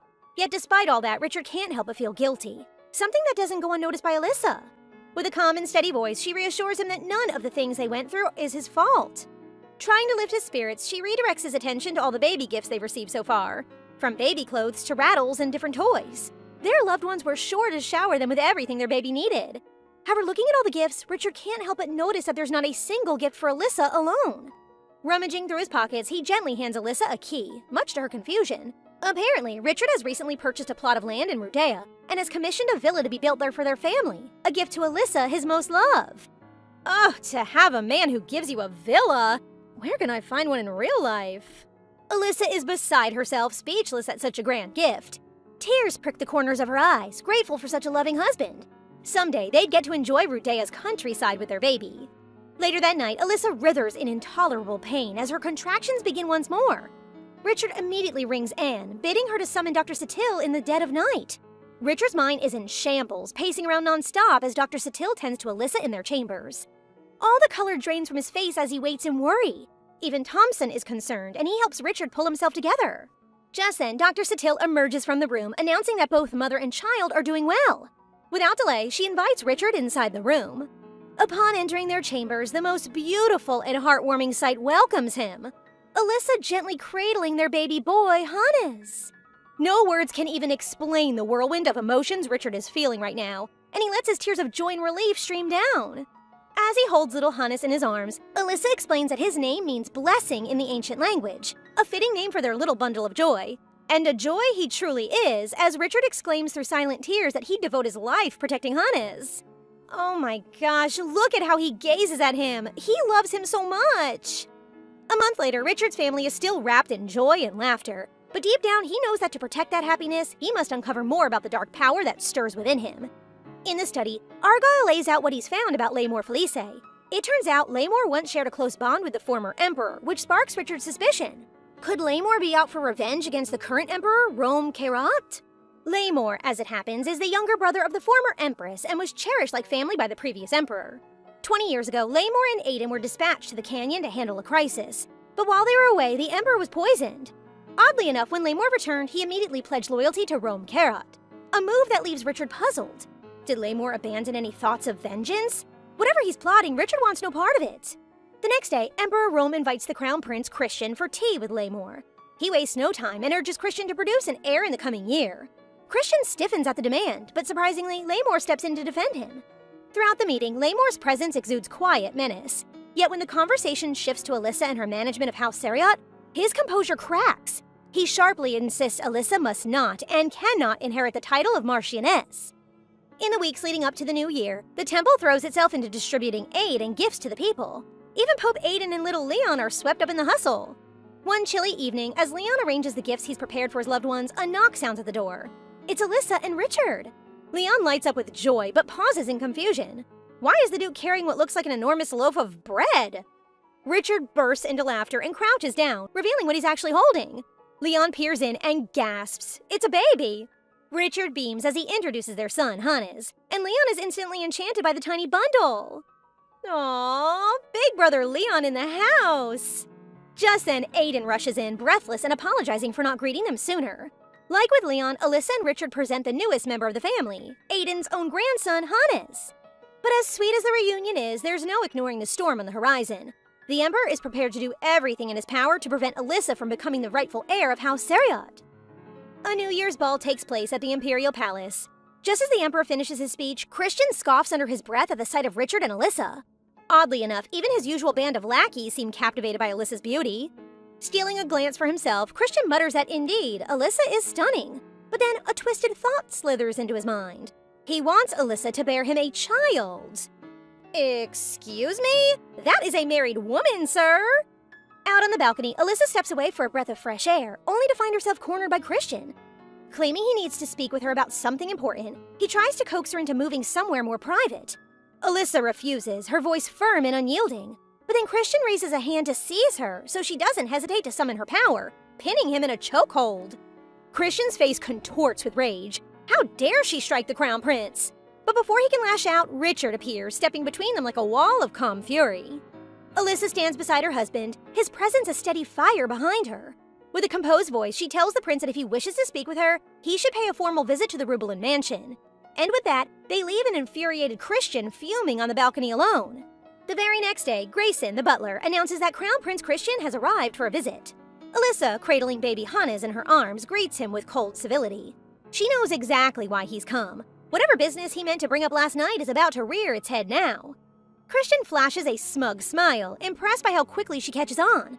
Wasting no time, he launches into his brilliant proposal. He wants Alyssa to bear an imperial child for him. Alyssa stares at him, wide-eyed and stunned. Has he completely lost it? Girl, same reaction. I too am wondering if the man is still sane. Christian explains further, convinced that this arrangement would solidify ties between the imperial family and House Rubelin. He sits tall, proud of his audacity, while Alyssa just looks at him like he's ridiculous. As Hannes begins to cry, Alyssa excuses herself, gently rocking her baby. Without even glancing back, she coldly tells the prince she'll pretend she didn't just hear such utter nonsense. Christian rises, brushing off the rejection with a sneer. Then, with a venomous smile, he reveals the real reason the Emperor will never allow Alyssa to become the head of House Seriat. Because they deem her mother, Yulia, a traitor. Christian's smug expression lingers as he continues rambling. If Elisha would simply bear him an imperial child, perhaps the emperor would be lenient on her. Just let me punch him one time. Just one time. It's a shameless proposition, one that sends a chill down Elisha's spine. But before she can respond, the door crashes open and Richard steps in, a storm brewing as he stares daggers at Christian. He's heard everything, and a dark energy simmers around him as he strides forward, fists clenched. In one swift motion, he lands a brutal punch on Christian's face. Yes! Finally got what he deserved! It's as if you read my mind, Richard! The Crown Prince recoils, stunned and furious. How dare a duke strike royalty? Tension rises like a blade between them. But before another blow can land, Hannes' soft coup cuts through the chaos, snapping Richard out of his bloodlust. Without another glance at Christian, Richard returns to Elisha and their son. Calm but sharp, he challenges Christian to go ahead and report the incident to the Emperor. And while he's at it, why not include the part about hitting on a married woman? They leave him there, seething. Yet even as they retreat to their safety of the room, Elisha can't shake the lingering fear of how close Richard had become to being consumed by his dark power again. The following day, Elisha meets her father, determined to continue her divine training. She yearns to purify Richard's darkness, to reach him before it takes hold again. But Pope Aidan gently reminds her that such purification is no easy task. It's too soon, too dangerous. He compares their power to water being poured into a drain. Everything works fine until the flow becomes too strong. The pressure builds and the drain explodes. A fate met by Lady Ariane, the first head of House Seriat. However, with proper training, the body can grow to contain greater power. Still, Aidan warns Elisha not to throw herself into reckless danger just to fast-track her growth. Help, she's so funny. She was really willing to purposely orchestrate near-death experiences just to enhance her power. Just then, Richard arrives and Elisha races into his arms. He carries a letter addressed to Aidan from the Emperor. The contents are as expected. The Emperor refuses to recognize Elisha as the rightful heir of House Seriat. But instead of despair, a spark ignites within Elisha. Ever so determined, she asks her father to tell the Emperor that she wants to meet him privately, confident that he'll change his mind after their meeting. The following day, Elisha arrives at the Imperial Palace cloaked in calm resolve. The Emperor, intrigued by her unexpected request for a private audience, dismisses his staff without question. But when he notices a woman lingering quietly behind Elisha, he raises a brow in confusion.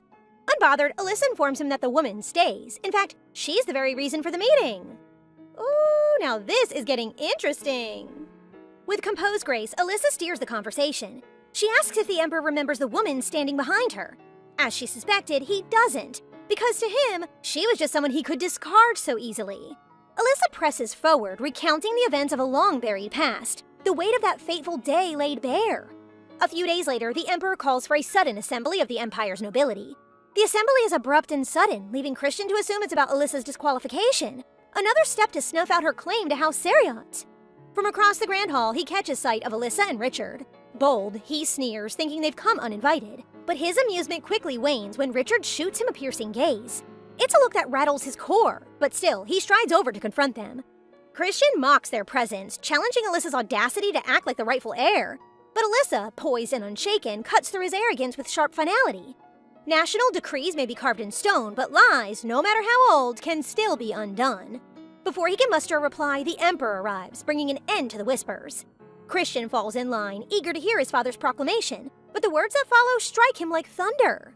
The Emperor announces that Yulia Seriat's name is to be cleared. The woman once condemned as a traitor for poisoning the former Emperor is now absolved of all crimes. Even in death, she regains her title as Marchioness of House Seriat. Ha! Take that, Christian! So much for branding her mother as a traitor! The room breaks into startled murmurs while Christian stands frozen. What on earth happened behind those closed doors of their meeting? The implications are immediate. Elisha is no longer the daughter of a traitor. With her mother's name restored, her path to ascend as House Seriat's head and heir now becomes unchallenged. As the Emperor turns to leave, Elisha watches his retreating figure, her thoughts spinning back to the quiet storm of truth that changed everything. Elisha recalls her private meeting with the Emperor. With confidence, she states that the proposition she's about to make would benefit him greatly, fueling the Emperor's curiosity. With a firm wave of her hand, she gestures to the woman behind her, introducing her as a witness to the former Emperor's poisoning 20 years prior. To be exact, she witnessed his own scheming to command the staff to poison the former Emperor, his own brother. The Emperor feigns ignorance, claiming to feel slighted by such an audacious remark. Enraged, he demands Elisha to produce evidence for her claims because if memory serves him right, he never ordered to poison the former Emperor. Someone give this guy an Oscar! His acting is top tier! Elisha explains that the current commander of the Imperial Guard, a devoted subordinate of the current emperor, once had a twin brother. That twin brother was the one who relayed his orders to the maid, urging them to poison the former emperor. And it just so happens the woman and one of her friends were subjected to that order. The emperor may have tried to erase everyone involved, but one man ensured a witness survived, hoping to use her as leverage. That man was none other than Lamor Felice. A heavy silence settles between them. Elisha doesn't press. She doesn't need to. The emperor is no fool. He realizes she isn't here to start a rebellion. She's offering him a way out. Rather than expose him, she gives him a chance to make it right. He knows all too well what Elisha wants, a restoration of Yulia Seriat's title and honor. Spot on, Elisha thinks, and for that, she suggests he make the announcement publicly and soon too. He gives in to Elisha's request, ultimately inviting her to a sudden assembly set the following day. There, he'll make the proclamation to restore her mother's honor. I guess there's some wit left in you after all. As Elisha and the woman leave, Elisha reflects on what a good decision it was to spare Viscount Rojas's life. If it weren't for him, they would never have uncovered the truth. Inside the carriage, Elisha thanks Lena with all her heart. She offers her words of comfort for the 20 years of horror she had to endure, making Lena break down in tears. With a reassuring hand, she encourages Lena to look forward to a new and happy life. Justice will soon be served. A formal ceremony marks Elisha's succession as the official head of House Seriat. The grand hall is filled with applause, well wishes, and lavish gifts. Yet amid the celebration, whispers flutter like dust in the corners. Some nobles murmur, questioning the consolidation of power. With Elisha now the heir of Seriat and Richard the Duke of Rubelin, it's as if House Rubelin might be pulling Seriat's strings. Their gossip comes to an abrupt halt when Richard approaches, his expression unreadable but his presence commanding. He coolly reminds them of their place, calling out their audacity. Never once, he says, has he seen his wife as a mere extension of himself. Elisha is a capable leader, one who governs with her own strength, not his. Ashamed, the nobles scramble for excuses, claiming the need to attend to urgent business as they retreat. Richard, in turn, returns to the crowd, eyes locking onto Elisha with warmth and admiration as he joins the applause, his pride for her undeniable. But that evening, celebration gives way to a more personal dilemma. Elisha informs him of her intent to stay at the Seriat Manor for a time. Richard freezes, clearly distraught. He isn't fond of the idea of being apart from her, and he voices his concerns to Elisha without fail. Elisha, however, has an answer for everything. She assures him that the Rubelin mansion will run just fine without her for a few days. After all, she quips, they're usually just asleep next to each other at night. Richard scoffs at the idea, then offers an intimate look of determination. If that's the case, then maybe they should start doing something other than sleeping. Perhaps then she'll think twice about leaving. Catching his intentions in an instant, Elisha makes no move to reject his advances, pulling him closer to her. If you know, you know. Calm it down, you two. Hannes might gain a sibling sooner than everyone expected. The next morning, the family prepares for a quiet outing outside the capital. As Richard lifts Hannes into the carriage, a sharp pain shoots through his shoulder. The dark force flares within him, threatening to resurface. He clenches his jaw and suppresses it quickly, just before Elisha can notice. They arrive at Yulia's grave, where Elisha kneels and begins speaking softly, recounting all that has happened recently. But as she turns to Richard, her blood runs cold. His body trembles and the dark force within him rises once again. And that's it for today, guys. What did you think? As always, don't forget to like the video and comment for the next part so we know you want more. Remember to subscribe and turn on notifications for updates. See you in the next one!